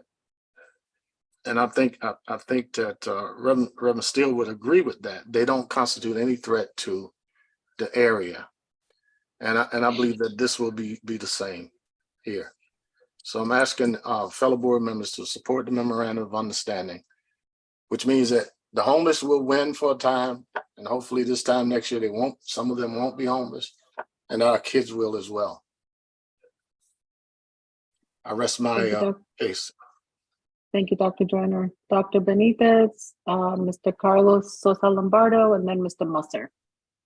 Yeah, I want to echo Dr. Joyner's remarks about how it doesn't have to be an armed security person, that if indeed the contractor is going to have people who are going to be minding the possibility of what happens before the people go in and after the people leave, and that our students are very close to them, I am perfectly fine with that.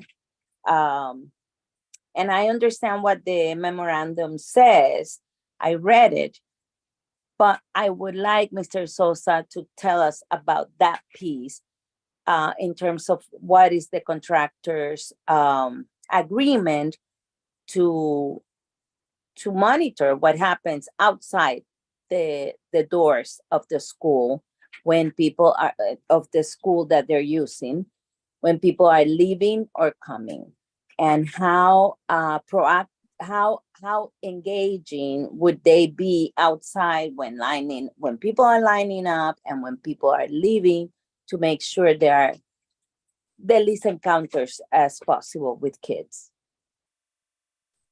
And again, I agree with having this. I do not believe that we need police because present, because as a school principal, I didn't have police present in my building, but many times, many times, when I called police for emergencies, they even came running on foot. So I know when kids are involved, the police department in New Haven does not hesitate to show up. So I'm not worried about that piece. I'm more worried about what the contractor is doing in terms of them monitoring what's happening. Thank you, Dr. Benitez. Mr. Sosa Lombardo. Thank you so much. So yes, I just want to address a few things. The first thing is that we have never really needed armed security over at any of the warming centers. Actually, violence incidents have been almost non-existent over the past couple years. I've been working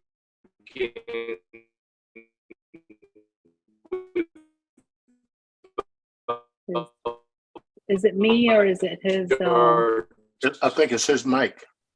Yeah. Warming centers. The other thing on this route, Mr. Sosa Lombardo, we didn't understand almost anything you said. Your reception is pretty bad. Can you hear me better now? Yes. Okay, perfect. So I'll start from the beginning, if I can, please, and I apologize about that. We have been working with the Pondis Rock for quite a while. They're a group of very compassionate people who have incredible skills to build rapport and provide support to our homeless community. In terms of our contractual arrangements with Upon This Rock for the site of Strong School, if we get it, they're gonna have sufficient staffing to not only secure the inside of the building, but also the outside.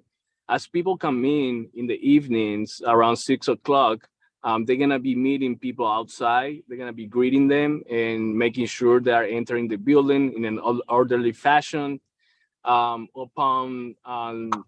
When 7 a.m. comes up, they also gonna be outside the premises, making sure that people are leaving the premises in an orderly fashion.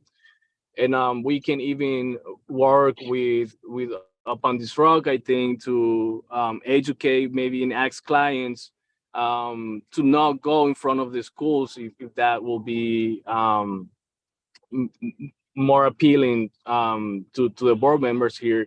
But I think one of the most important things I want to highlight is that the homeless population have been changing over the years. We're now seeing more elderly people. We are seeing people who are professionals who have lost their jobs, have lost their income, and are now homeless. We're seeing this type of people using our warming centers, and not so much people who, may have some mental challenge or drug abuse issues. The great majority of people using our services, about 9 of 10 people, are people who, had a really hard time, lost their jobs, and are now trying to get back in their feet. So I will really appreciate your support to be able to stand up this warming center at this location. And like I said, I have not needed any security at any of the other warming centers I have run. We have mitigated issues that come up with people forming lines by educating clients, by having conversations with them and ensuring that they understand that they also have to take care of the neighborhood that is hosting them. So we are gonna come in and do a really amazing job in partnership with the Board of Education, if you all allow me to work with you. Thank you, Mr. Sosa Lombardo. Mr. Musser and then Mr. Goldson. I feel as though as long as there's the capacity to keep students safe, that we should be for the MOU. Because I feel like a police deterrent, I mean, if we need police elsewhere, it's not necessarily, I feel like the reward doesn't rationalize itself. I don't know if I'm making sense there, but. Thank you, Mr. Musser. Mr. Goldson. Thank you, Madam President. I mean, do we not learn from our mistakes? Do we ignore history? I mean, do we not see that there are certain, despite what Mr. Sosa Lombardo said, we know that a lot of these homeless people have mental health issues. We know that, but we only need one to cause a problem that we all regret. I looked at this agreement, and there's 3 places where security is mentioned. 3 places. One, it says access to the building will require that they intend to maintain the security of the building by having having one entrance. That's one time the word security is mentioned. The second time it says that the city will engage the contractor to provide city staff, maintain safety and security, but it doesn't say who's providing that security. We haven't seen a budget, so we don't know if the contractor has been given money to hire a security person or 2. I know for a fact when I worked at shelters, there was no way we had enough money in our budget to hire security, in or outside. We as staff served as security inside. We didn't step out that door and maintain security. I know for a fact that school security is not going to be able to provide security for this. We know that. They could barely provide enough security in our schools. We hear parents complaining all the time that their schools don't have a security officer or they don't have enough security officers. Dr. Joyner and I, when we first got on the board, we freely walked in and out of buildings and side doors at Hill House. So we know security is, is an issue with our own people in our own school. So we certainly can't count on them to provide security outside of the buildings. And the third place said the city, through its employees and its contractors, will provide staff and security at the entry to the gym as necessary to ensure security. There's nothing in there about parking lots, about the parking lot across from the school, about around the security for our students, nothing in there that deals with those issues. So we keep hearing that security is mentioned a lot of times in this document, but twice is only mentioned about the entrance to the facility and nothing else. We don't know, again, we don't have a budget, so we don't know, and I'll ask Mr. Sosa Lombardi, is there money in this budget for the contractor to hire security to maintain this facility? Or are they using their internal staff to maintain internal security? Thank you, Madam President. I hope Mr. Lombardo could answer that question. Oh, I don't think he's on anymore. Oh, geez. Can the mayor answer it? He's a party to this contract. My understanding is okay. the contractor is responsible for security. For example, at Terminal Lane, when they wand people in when they arrive. And so there's a person at the door that is responsible for security. If Not a security person, but someone responsible for security. Sir, if you allow me to respond, I'm happy if you have a follow-up question. I'm sorry, Madam. I'm sorry, Mayor. And sorry, Madam President. Like in other circumstances, where there are security officers that we are familiar with that do not carry guns, if there is a more pressing issue, they will call the police, who will be quick to respond.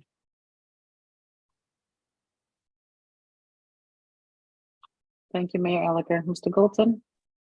Thank you, Madam President. Then I am more than willing to amend again my motion. Since people are so concerned about armed police, I am willing to amend my motion to make sure that there are certified security personnel that are hired to provide security at that facility. They don't have to be armed, but they have to be someone who's not responsible for signing people in, making sure people get a cot, making sure that people get lined up so that they can go to their smoke breaks or whatever. Someone who is just dedicated to security in and around that building, particularly around that building. I don't even care what's happening inside at this point. I'm concerned about what's happening outside adjacent to the school. So I am willing to amend my amendment to strike police, the word police, and security, so that there's no issue about armed people, even though we have police in our schools anyhow, at a couple of our schools anyhow. I am willing to amend my amendment to the amendment to strike the word police and instead say that there is a certified security person or persons responsible for the security of the facility and our children walking through those parking lots at night and in the morning. Thank you, Madam President. If Dr. Yarborough is willing. Second. I second that. Thank you, Dr. Yarborough.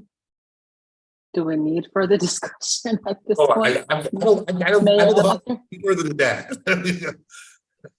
Mayor Elicker? This feels a little bit like governing on the fly. I don't know what a certified security person is. Mr. Sosa Lombardo dropped for a minute, but he is back. There's a question about the security of the vendor. And I just want to make clear or clarify with you that what I said earlier is correct, that the vendor is responsible for security, that they have someone that wands people in. And if you could talk a little bit more about that, Mr. Sosa Lombardo.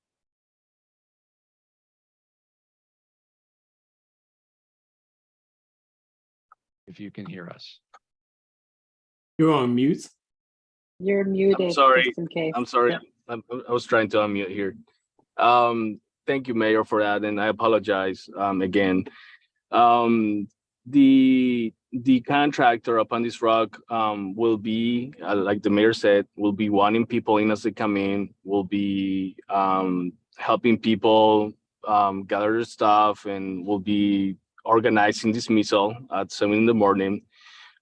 They are trained in different techniques, including de-escalation, to be able to support the clients who are may be a little bit difficult, and I think it's the clients that you guys are concerned about.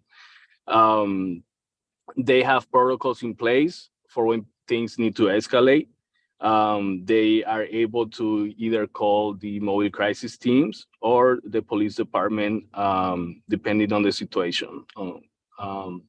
But for the most part, the staff members will be in charge of making sure people are leaving the premises in an orderly fashion. They will be providing that staffing outside the building and acting as security. At the same time, they will be doing the same thing indoors overnight while the people are sleeping inside as well.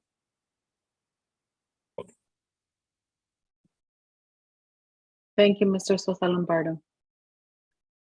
Okay, I think with that, we should be ready to vote. Attorney Alexiadis, go ahead. May I have the text of the proposed amendment, please? You're asking me to email it to you, or did I? No, tell you just, Okay. I'm sorry, Mr. Right. Wilson. If you could just restate it so I have the words.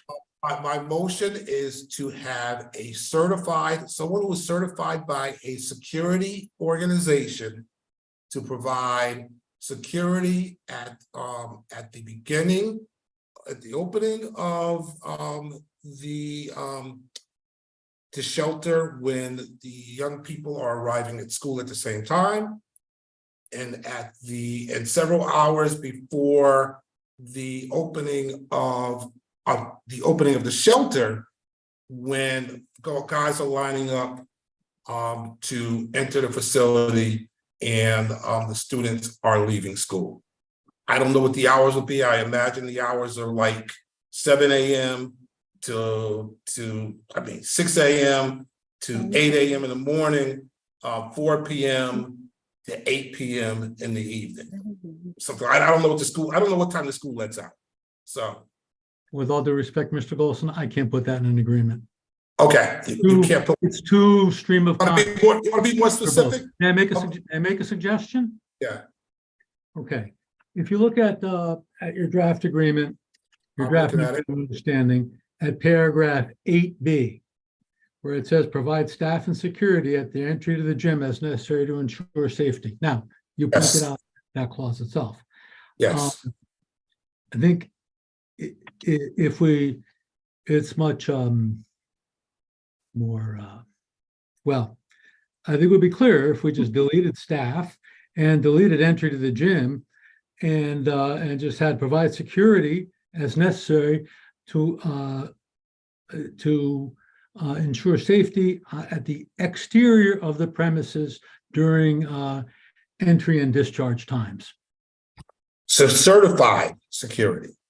Well, I don't know what that means, Mr. Golson. But what it means is someone who has been certified by a security organization to provide, someone who's been trained. Okay. Not a guy that they hire. If we're going to put that, I'm sorry, Mr. Golson, if we're going to put that in the agreement, then we need to know what kind of certifications are out there for security people, and I don't know that. So Dr. Orlando might know. Go ahead, Dr. Yarbrough. I think we can figure out what's appropriate for certified security. I think the general, I think what is being requested and what I seconded is generally understood or can be understood. And we can find out what the necessary certifications are. So if Attorney Lexios, if you have a suggestion for what that might be that could help, or we can, I don't know, get an officer online right now and ask them to let us know. Okay, As let's see. I don't know I don't know the licensing or certification requirements for security organizations. If you want the word certified in there, we can put that in. But what I have so far is provide security to the exterior of the premises during entry and discharge time. And whether it includes the word certified is not for me to decide. All right, I can only help you with the language, and what I tried to write down what Mr. Golson said, it was just not. It's stream of consciousness. I can't put that in an agreement. I interject. Connecticut General Statutes 29-161Q mandates that all state of Connecticut security officers complete an 8-hour training course. So we could use that as that they have completed, and the Connecticut 8-hour training course. I have a colleague who calls that the Google Law degree, Mr. Golson. I can't look at the statute now and tell you whether it applies to this situation or not. Okay, I can't tell you if that's the correct certification. So it's not helpful. Attorney Alexiadis, I said certified security officer. State of Connecticut certifies security officers. So we could very simply say state of Connecticut certified security officer. Bam. Now, I don't know what all the certification, I don't know what it takes to be that, but I know I see them at banks. I see them at stores. I see them hired by Mr. Golson, as your counsel, I cannot tell you that statute applies in this circumstance. Okay. I can't tell you that, and I don't think you can either, frankly. Okay, I know that Connecticut certifies security officers, and anyone who has a Connecticut certification should be able to serve as a security guard in this thing. I mean, I think you're making it a whole lot more complicated than it needs to be, but that's fine. Yeah, I will amend my motion to say a Connecticut certified security officer, and you figure out the legalese. Mayor second, Dr. Yarborough. Mayor Elicker has the hand raised. Mayor Elicker. Can I make a suggestion? Can we say trained? And so it leaves us space so that we can ensure that, I don't know how long, to Mr. Goldson's point, is it 8 hours? Does it require a lengthy application process? I don't want to back us into something we can't deliver on. But can we say someone that is trained security, someone receives training for security? Trained by who? Trying to find some wiggle room here to accomplish the goal that a handful of board members have, but also be practical without a lot of knowledge about this in the middle of a meeting. It's not a handful of board members. It's 3 of the 7 board members. My Not a handful. My hands are big. I didn't mean any disrespect to anybody. But I'm trying to find a pathway to address the concerns of some of the board members, but also not agree to something that we will not be able to deliver on here. So if we could have flexible, trained. Well, I don't know yet because Dr. Yarborough is shaking his head, and he and Ms. Rivera, and they're both, Dr. Yarborough is a seconder on this, so I like to hear their opinions before I agree to that. Dr. Yarborough. I mean, one quick way perhaps might be to ask one of our chiefs, our police chiefs, to give clarification on what would be appropriate and significant. So I think someone who's knowledgeable could give us that answer. Now we can get that answer now, or we can table this and get that answer in a day or two. The memorandum doesn't have to go through right now, though I understand it's a priority for us to do so. And no, I don't support trained. I mean, you can train me to do it, but that doesn't So Yeah. no, I don't agree. support that piece just in terms of what we're trying to accomplish. But I have stepped down from saying a police officer. So I think, this is a reasonable discussion, and I personally am not trying to be difficult, and I don't think anyone else is. But I think we can get to an answer. But let's ask the people who know if we're having trouble putting together language that we can vote on now.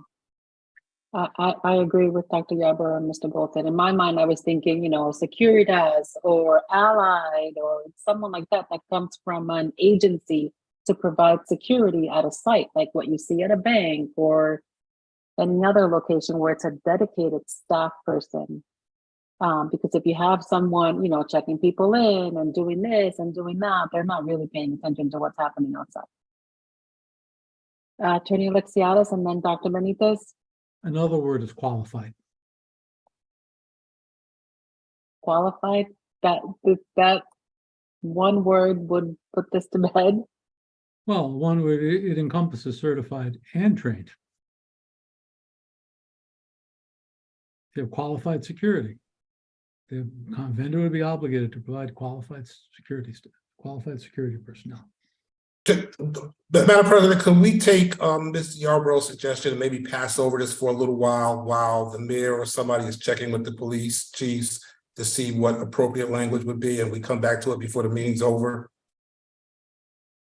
I wouldn't have a problem with it. I think, do we need to vote to table it? No, we're not voting. We're not talking about tabling. We're just passing over it for a minute. We're gonna do the other stuff. Okay. Come back to it. Got it. Okay. If there's no We can super do that. objection to that. Let me just see what Dr. Benitez has to say.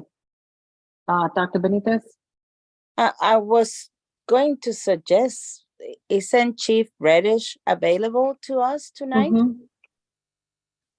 He might be has been able in the past. I'm not sure to if he's clarify still- for us if qualified, train, or whatever is the best way for us to go.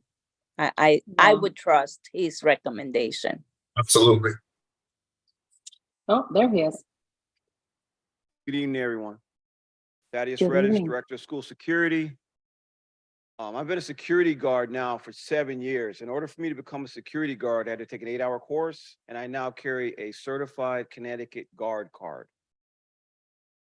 That allows you to be a security guard, security officer. That's what would be needed.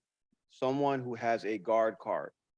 Now, in interviewing people, you have some people who specialize and they've worked a lot of hours in institutions, homeless shelters, and places like that. Security officers specialize. Whether or not you're going to find people who specialize in working in shelters, I do not know. But technically, to be a security officer, you have to have a Connecticut guard card. Yes, sir. That's the answer. Can I ask some questions? Thank you, Chief Reddish. Mayor Elicker?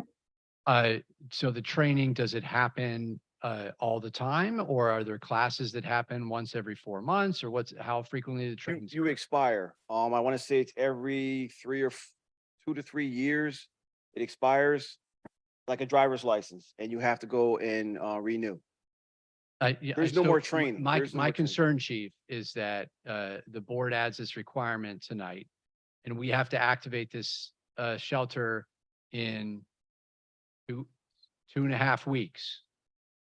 Am I going to be able to have a member of Upon This Rock get 8 hours of training and get their guard card and their background check and everything, and be on the job on day one? And my concern is that may not be the case if the trainings aren't frequent, or if there's a time lag between receiving the guard card, et cetera. There are companies out there that do the guard card certifications. How often do they do it? I do not know. I know when my officers are due, we try to stay on top of it, and so they stay certified and not expire. If you expire, you have to go back through 8 hours. So in order for you to get someone brand new, they'd have to take the course, fingerprinting, dealing with the state. I don't know how long that would take. But the people we hire are already certified. So I reiterate my concern. It's not yours to solve, but if the board you voted to approve an amendment that requires us to have a security guard that is certified by the state and has a guard card, we may not be able to open the shelter. There are private companies out there that would be able to provide that security. There are lots of security officers. I understand that would impact our budget, and we would also need to figure out if we can hire someone quickly. And we are doing this on the fly tonight instead of, our staff has spent a lot of time researching and understanding this thing for an ability to deliver on it. I'm just concerned about the board voting for a requirement that we have not researched at all, and we're just talking about in the middle of a meeting. We can do our best to work on this, but I'm concerned about it, the folks boxing us in something we can't do. Thank you, Mayor Elicker. Mr. Goldson? Thank you, Madam President. And we always hear this argument. We don't have enough time to do what you want us to do. You're boxing us in the corner. Our backs are against the wall. We only have this amount of time to get it done or it can't get done. These are all straw man arguments that in this case certainly don't make sense, because the fact of the matter is there are plenty of security guards out there who are looking for work that already have the card. Now, I could imagine if they weren't available, or if we had a specific person that we wanted to get trained to do it, then that's a different story. And if they do have a specific person that they want to train, then the city could provide the security through their police department until that person is trained and certified. To suggest that we ask for certified security on the site will now mean that this shelter won't open is now, that's fear mongering, because it's not true. The fact is, as our security chief said, there are plenty of companies out there that have certified officers or guards or whatever they're called available and ready to work. I think that we have bent over backwards to be accommodating to the city on this. If their budget is not accommodating, then they should have came to us when they were first writing the budget and asked us what our concerns were.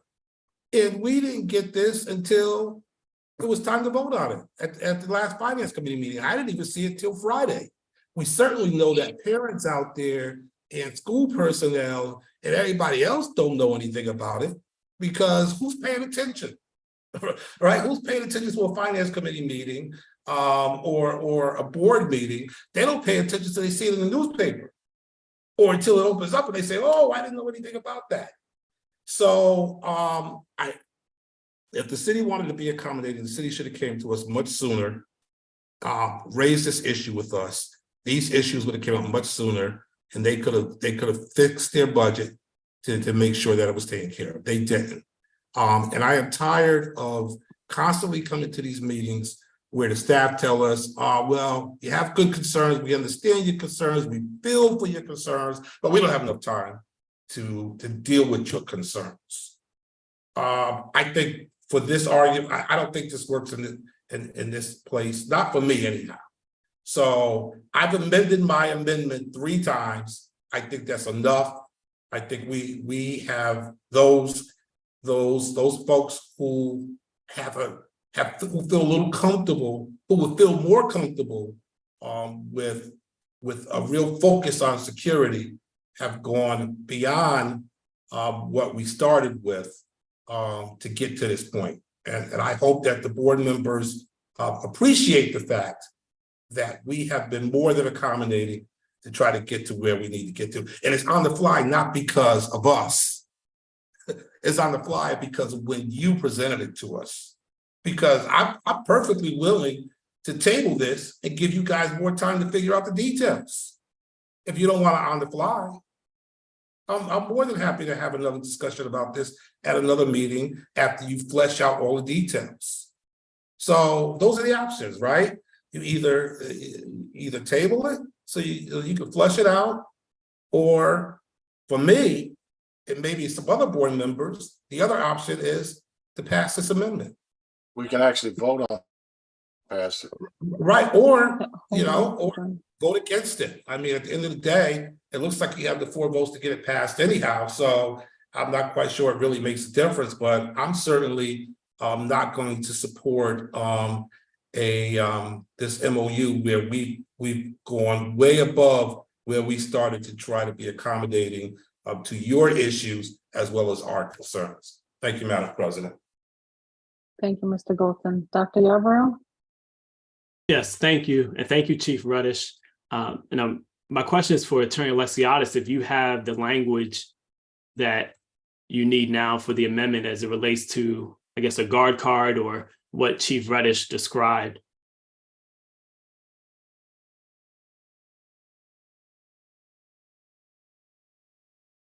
Well, I propose some language, but I don't know if that's what the board is interested in, frankly. I know that that the language that that Mr. Goldson recited is not, I can't put that in an agreement.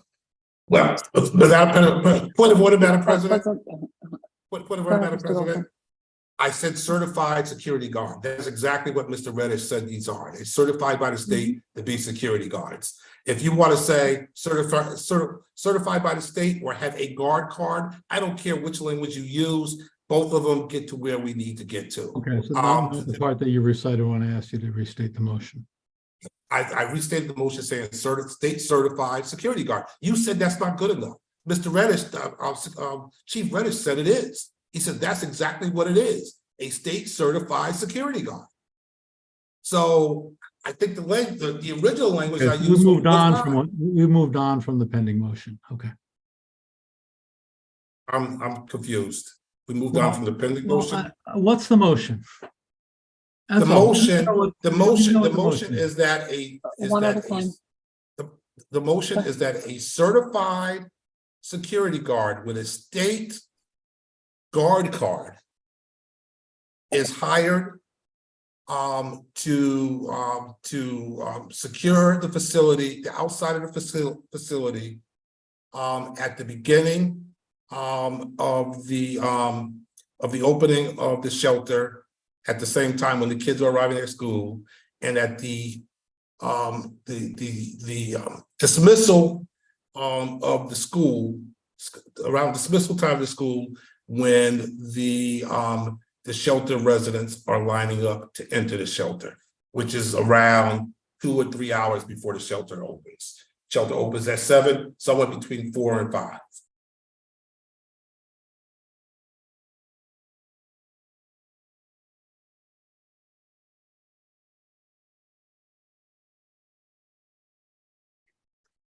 Okay. Okay, so it's a certified security guard with a state guard card is hired to secure the outside of the facility at the opening of the shelter when the shelter residents, I missed some words there. To enter the shelter, it opens at 7, somewhere between 4 and 5. I think I missed some words there. Right, opening of the shelter when the children are arriving at school. And where does that part go? That goes at the beginning of that. There are 2 times when they should at least have a certified security guard. Mr. Golson, I'm sorry. Are you describing what you want the thing to mean, or are you dictating the words of your motion? Because I'm trying to get some language. If the motion passes, we need language that we can use. I said what the language was. I'll repeat it to you again. Well, every time you repeat it, it comes out different, Mr. Golson. Which is what happens when Madam President, in these kinds of conversations. Madam President. let Dr. Yarborough chime in for a second. Thank you. Well, I don't know. Dr. Benitez also had a hand raised. Attorney Alexiadis, you word things for us all the time. And I understand that this is a divided conversation in terms of some board members want it, some board members don't want it. What you're trying to do, what is it necessary for? Is it necessary for this MOU to be approved and move forward? Is it necessary for us to vote? Because I'm just confused in terms of what you're trying to accomplish and what we actually need to do. So Okay, if I may, I didn't mean to interrupt you. No, that's Uh, fine.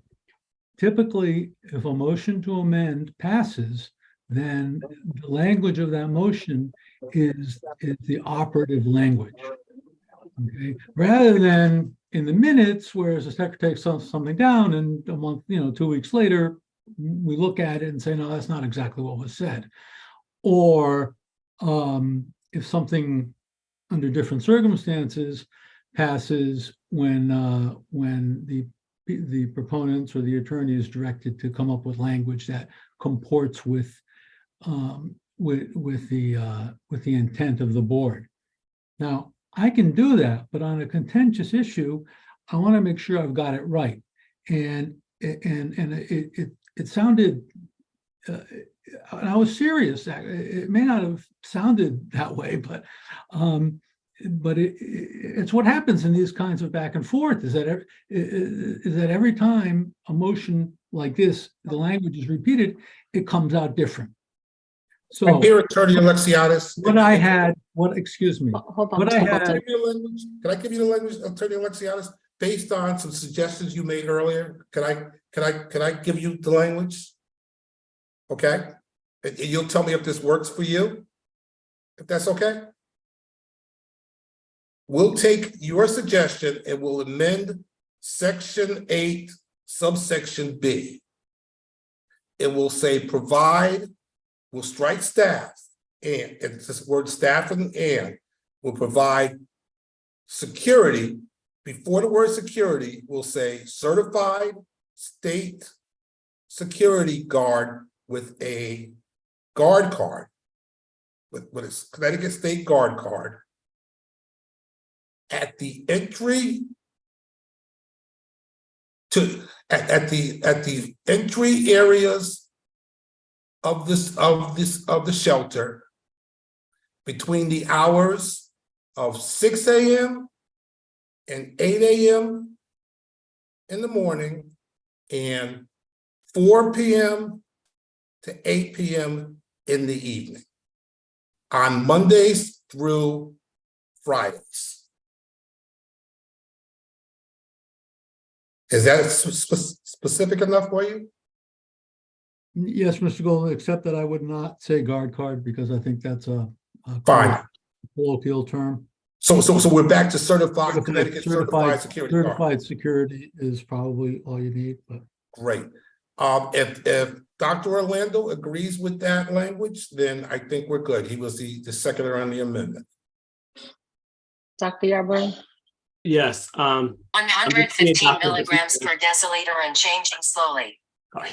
I just saw Dr. Benitez, I guess, talk about the surrounding of the building or? Yes, we could say, instead of entry, we could say surrounding of the building. You're on the mute, Dr. Benitez. Yep, you're still muted. She's still Dr. on mute. Benitez. She says she knows.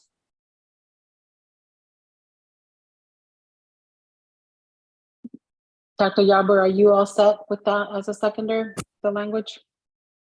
If we Yeah, include this part, yeah. Yes, I was just gonna say that what you guys were talking about was the external part of the building. Mm-hmm. That's correct. Yeah, thank you, Dr. Benitez. Okay, so now can we vote? Does Attorney Alexiadis have what he needs? Attorney Alexiadis, you have what you need with the language? Provide certified security at the entrance area between No, not the entrance, the exterior of the building. having That was just added by Dr. I would Orlando. defer to other persons as to whether that is workable, because the building takes up, as I recall, an entire or most of a city block. The entrance is on the parking lot side on Legion Avenue. So I think that's the area of your concern. That's the only entrance that'll be used by these people. I don't think that is it Sylvan on the backside? I'll defer to Dr. Orlando and Dr. Sylvan, Orchard, Vine, and Legion. Right, so Those are the Those are the city streets around No, that school. in my, what I was tasked with was to only use the entrance on the parking lot side and the Legion Avenue side so that the residential areas did not minimize the impact on the surrounding. That doesn't mean the guys are not gonna be there. It's not gonna mean that they don't go over there and hang out. Because of what you wanna see. I see them on Legion Avenue almost every day. For the purposes of the motion, do we have the language set so that we can want vote on it? The building, please. Surrounding areas of the building. Dr. Attorney Alexiadis, the motion is for the exterior of the building, not for the entrance. Not. That is what my co-amender has suggested, and Dr. Benitez, I think she also suggested. I don't want to speak for her, but I thought I heard her say that also. So that is what the amendment is now. Okay, Madam President, I think we got it. Okay, discussion again, Mayor Elicker. Disappointed by some of the comments made, straw man arguments saying that statements were not true. I and my staff work very hard to always be straightforward and honest. We are not making up problems or trying to not address the concerns around security with the board. I'm committed to trying to get someone that is certified, but I am concerned about my ability to deliver on that, our ability to deliver on that. So I'd respectfully ask my colleagues to not support this proposed amendment. Madam President, point of order. I will respectfully request that my comments related to straw man and whatever else I said be stricken from the record. In respect to the mayor and his staff.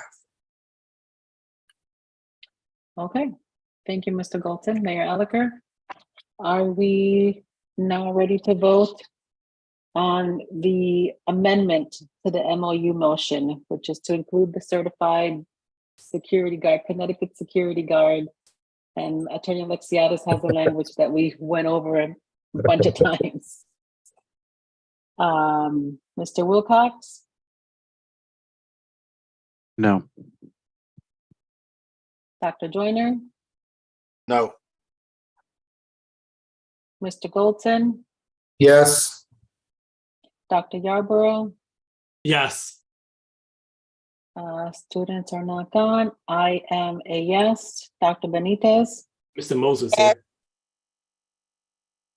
Dr. Benitez? Yes. Yes. Mr. Musser? Abstain. Same. Mayor Elicker? No. And 1, 2, 3, 4 yeses, so that motion passes. And so now we vote on the MOU itself, which was properly seconded way back when. Mr.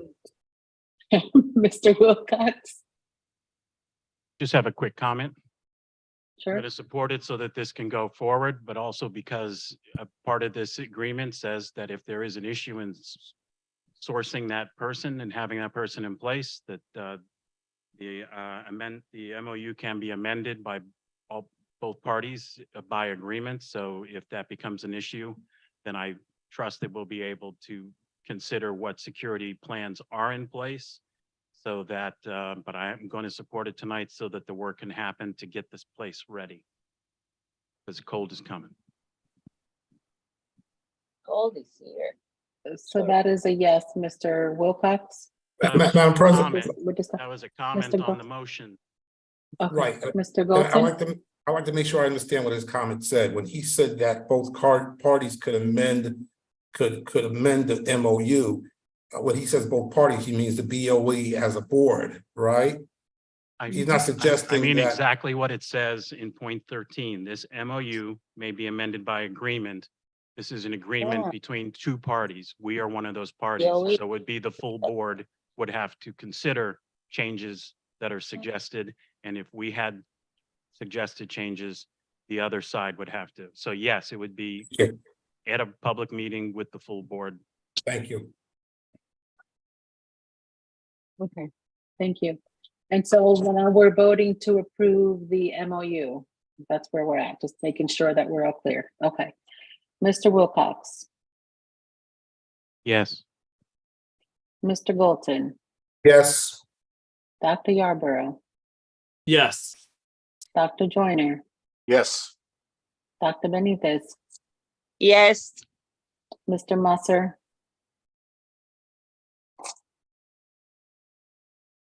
Mr. Musser, Yes. Mayor Elicker, Yes. and I'm a yes as well. And so that motion passes. Okay, moving on to the students, to the F&O still. With trepidation, I ask, does any other item need to be moved separately? I'll just note that this was also listed as agreement number 2. So this was actually listed in 2 places. So agreement number 2, I will not be moving. It'll be the remaining 5 agreements. So does anything else need moved separately? Right, I move that we approve the 2 abstracts, the 5 remaining agreements, the 4 contracts, and the 2 purchase orders as recommended by the Finance and Operations Committee. Second. Been properly seconded. Any discussion? Seeing none, we'll vote on the remaining F&O items. Mr. Wilcox, Yes. Dr. Yarborough, Yes. Dr. Joyner, Yes. Dr. Benitez, Yes. Mr. Golton, Yes. Mr. Musser, Yes. Mayor Elicker, Yes. and I am a yes as well. So that those items pass. And we move on to the students report. No students report. Thank you, Mr. Musser. Teaching and learning, Dr. Joyner. Interest of time, I will try to be as brief as possible. We have a TL meeting on Wednesday.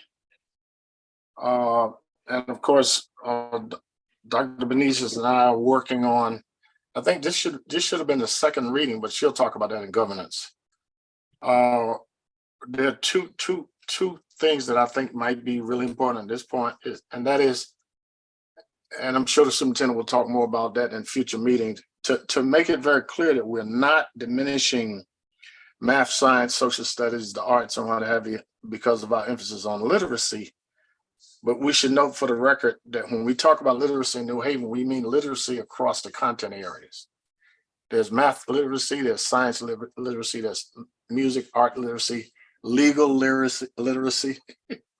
And students can have a generalized vocabulary, which is very important, but they also must have the specialized vocabulary in the content areas. So with Dr. Negron's leadership and our great subject area supervisors, we're going to make sure that our students are literate in all areas. There's even a vocabulary related to character and virtue that we should be talking to our students about.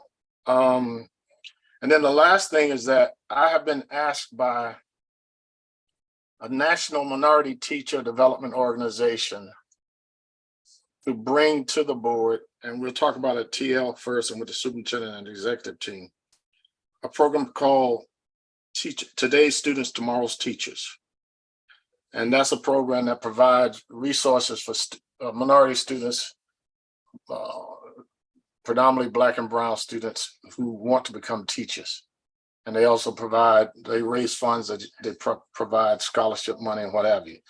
I actually worked with them when I was at Sacred Heart, and their director is a really phenomenal woman, and her husband, all the other staff.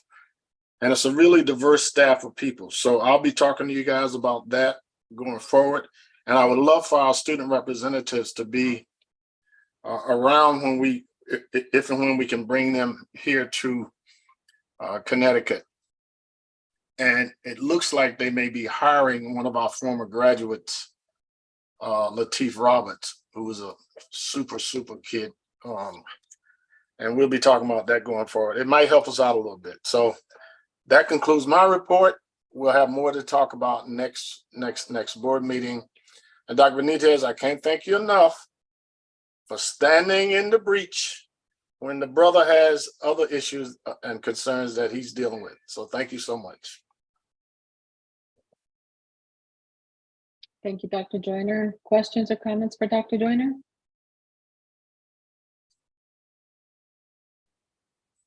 Okay, seeing none, we'll move on to facilities naming report. Dr. Joyner. Okay, let me just give a shout out to Eric Schultz, who's helping me with the app that we need. It's going to take some time, the app that we need in order to make this possible. But I think we're pretty close now to having, as I said at the last meeting, that everybody will be able to vote. That residents of the city or past staff in the school in question. And we're gonna make sure that we can set up a website that will have a bio sketch of the person that we want to honor.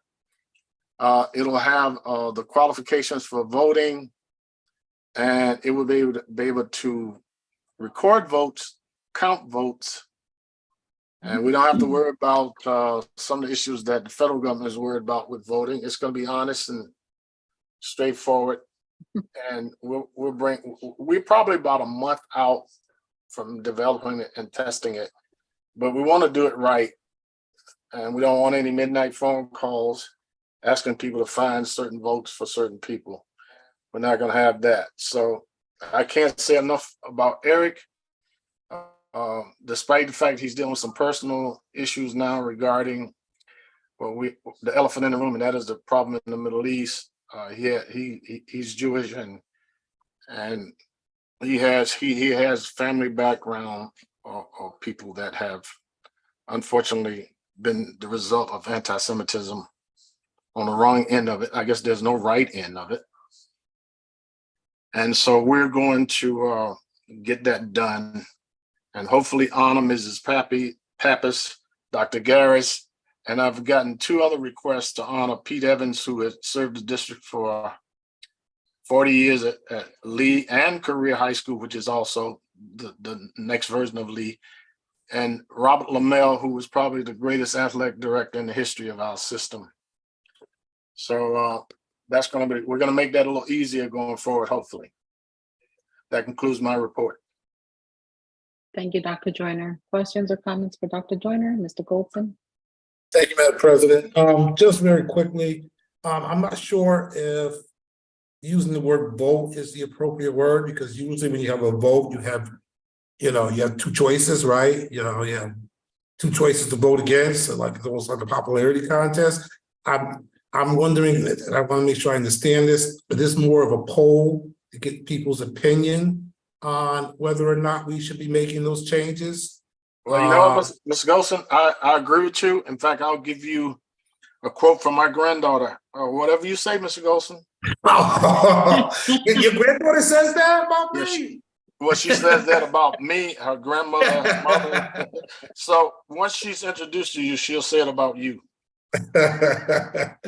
Yeah, so yeah, I just hope that it's real clear that we're just getting. I mean, at the end of the day, it will have weight with whatever whatever decision the board makes, but it's not the decision. It's because the policy says that the board is responsible for final decision. Okay. But what word would you like to substitute for vote? Well, I would public input. Okay, we'll all right, public input, and we'll count the public input. So let the record say that the word is public input. And Mr. Schultz, if you're listening, that's the word that we're going to use. Sounds good. And it should be in the minutes. Thank you very much. You're welcome. Thank you. Okay. Superintendent's report, Dr. Negron. We do have a report because we wanted to give you an update as to where we are as it relates to mathematics. I do realize that it's getting quite late, but I also know that the team prepared. So we can either do it tonight or we can defer to the next board meeting. Mr. Bolton? Thank you. My opinion, if she's asking for our opinions, the meeting Yes. started more than a half an hour late. It's already almost 9 o'clock. I would prefer to see it at the beginning of the next meeting. If I understand staff has been sitting around waiting and they took a lot of time to put this report together. And it's probably a very important report because all of the reports that we've gotten have been very good and very important. I just want to be able to maintain, keep the information once I get it. And if I'm starting to yawn in 10 minutes, then I'm going to lose some of that.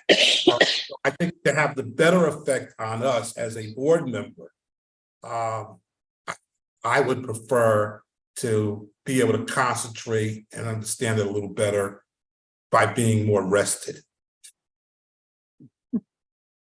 That's just Thank my you, Mr. opinion. Golson. And I am on vacation too, so that kind of.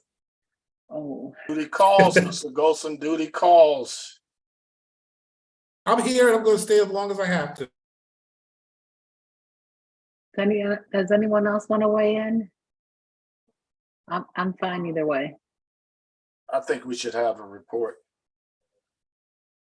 We've stayed here sometimes till 11 o'clock. It's a very important report, and I think we should have it. Oh, Mr. Golson. We need a deciding vote. There's 1 and 1 and a neutral. Actually, Somebody- it's on the agenda. It's a school night for me, so if you give me the kindness of maybe.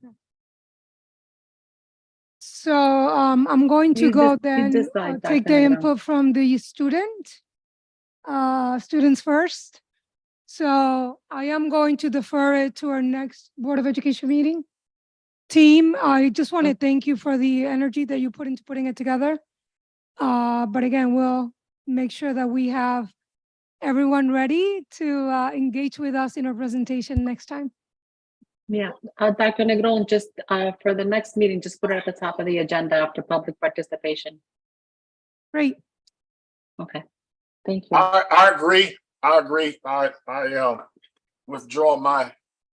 I didn't want to go get I didn't want him to stay in the sun too long and get too comfortable and tan as dark as he can. So I agree. Great.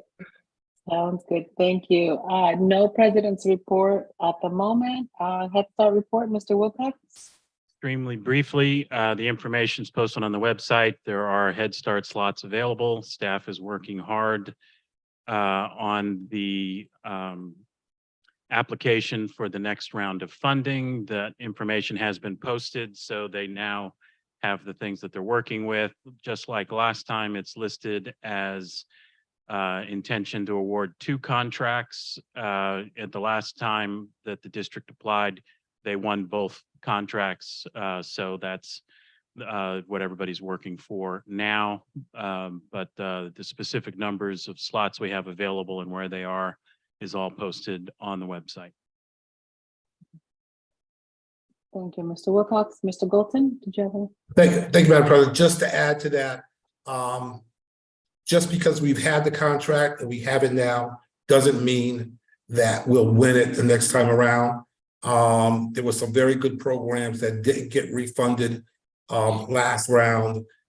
So I would suggest, I would suggest to Mr. Wilcox that I am more than willing to do whatever I have to do, whether it's writing a letter, going to a meeting as a board member, whatever it takes to support the application through its process. Please let us know what we need to do. Be supportive. Thank you. I agree, and I'm certain staff will let us know. In the meetings I've been in, staff are very well aware, I think at every level, that there's nothing is a given with Head Start. They have stringent requirements, and there's often competition for these, but staff's doing a great job. I think, and are going to meet the task. But certainly, I think at some point we vote to approve the application as part of this process. I might be incorrect about that, but if there's anything else, I'll extend that to the program director. And I'm superintendent's here hearing this as well. Okay. Thank you, Mr. Wilcox. Mr. Goldson, Citywide School Building Committee report. So just the information on that, that meeting did occur on Thursday. I was out of town and unable to be there, but the facilities report should be posted on the district website. I did see that there when I reviewed the materials, so it is available for everybody to see.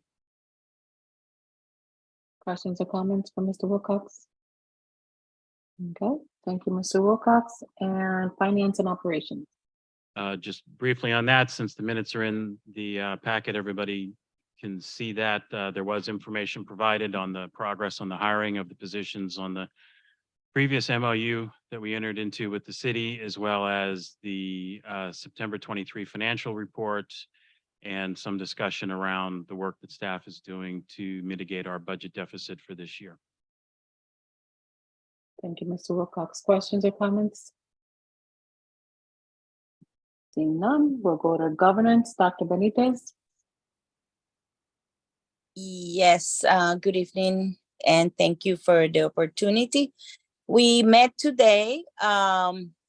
I am clarifying that I have not asked for the second reading for series 3000 and 6000 that were provided to you for a first reading a month ago.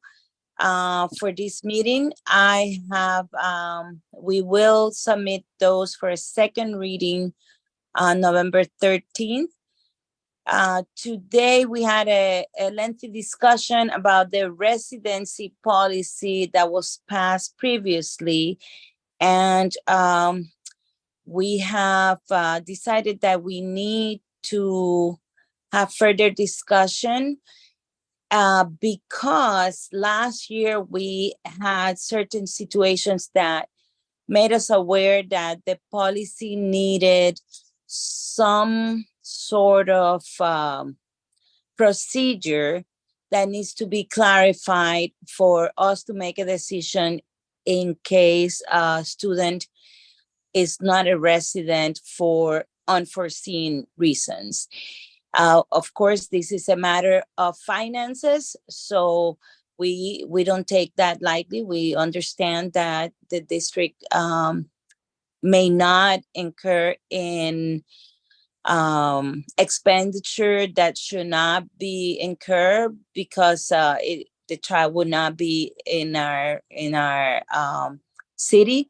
However, we want to be able to create a procedure on how we inform parents and how we investigate situations that might not be clear. So similar to what we have done with other policy, we have to create some sort of a guidance and a procedure so that we enforce policy, or the staff can enforce policy, but does it in a way that shows the intention of the board. And my understanding from the board members in the discussion last year is that in no way we want to exclude children if we are not totally sure that they must be excluded from our district. So we will inform you more about that as we continue to work on it. We will also be working on the bullying policies and making sure that those are updated. And that's the end of my report. Thank you, Dr. Benitez. Questions or comments for Dr. Benitez? Okay. And we'll move on to the Food Service Task Group report. Dr. Yarborough. Yes, thank you. Our group met on October 11th, and just want to thank the various people involved. And Mr. Young is up and running and leading the district in food services, and also preparing for upcoming audits and working with this team. And the team is prepared for those. We looked at our allergy plan that is in place, and we're set to review it and to get the various nurses and other stakeholders to review it. It's something we have to do annually, and if necessary, update it. And as well, some point, I think Mr. Lamb will come before the board and at least share the updates as it relates to sustainability and food. So the district is making steps in terms of planning, but also in terms of partnerships and piloting various items. I think has gone to finance or will go to finance, but I also recommend that it come to the board because I think we will be interested in knowing what progress is being made and how we're looking to capture the data around what the district does. So I'm grateful for the school members who are staff and a part of this process and the students, but then also our local partners for the food gap and then also on the sustainability side. That's all.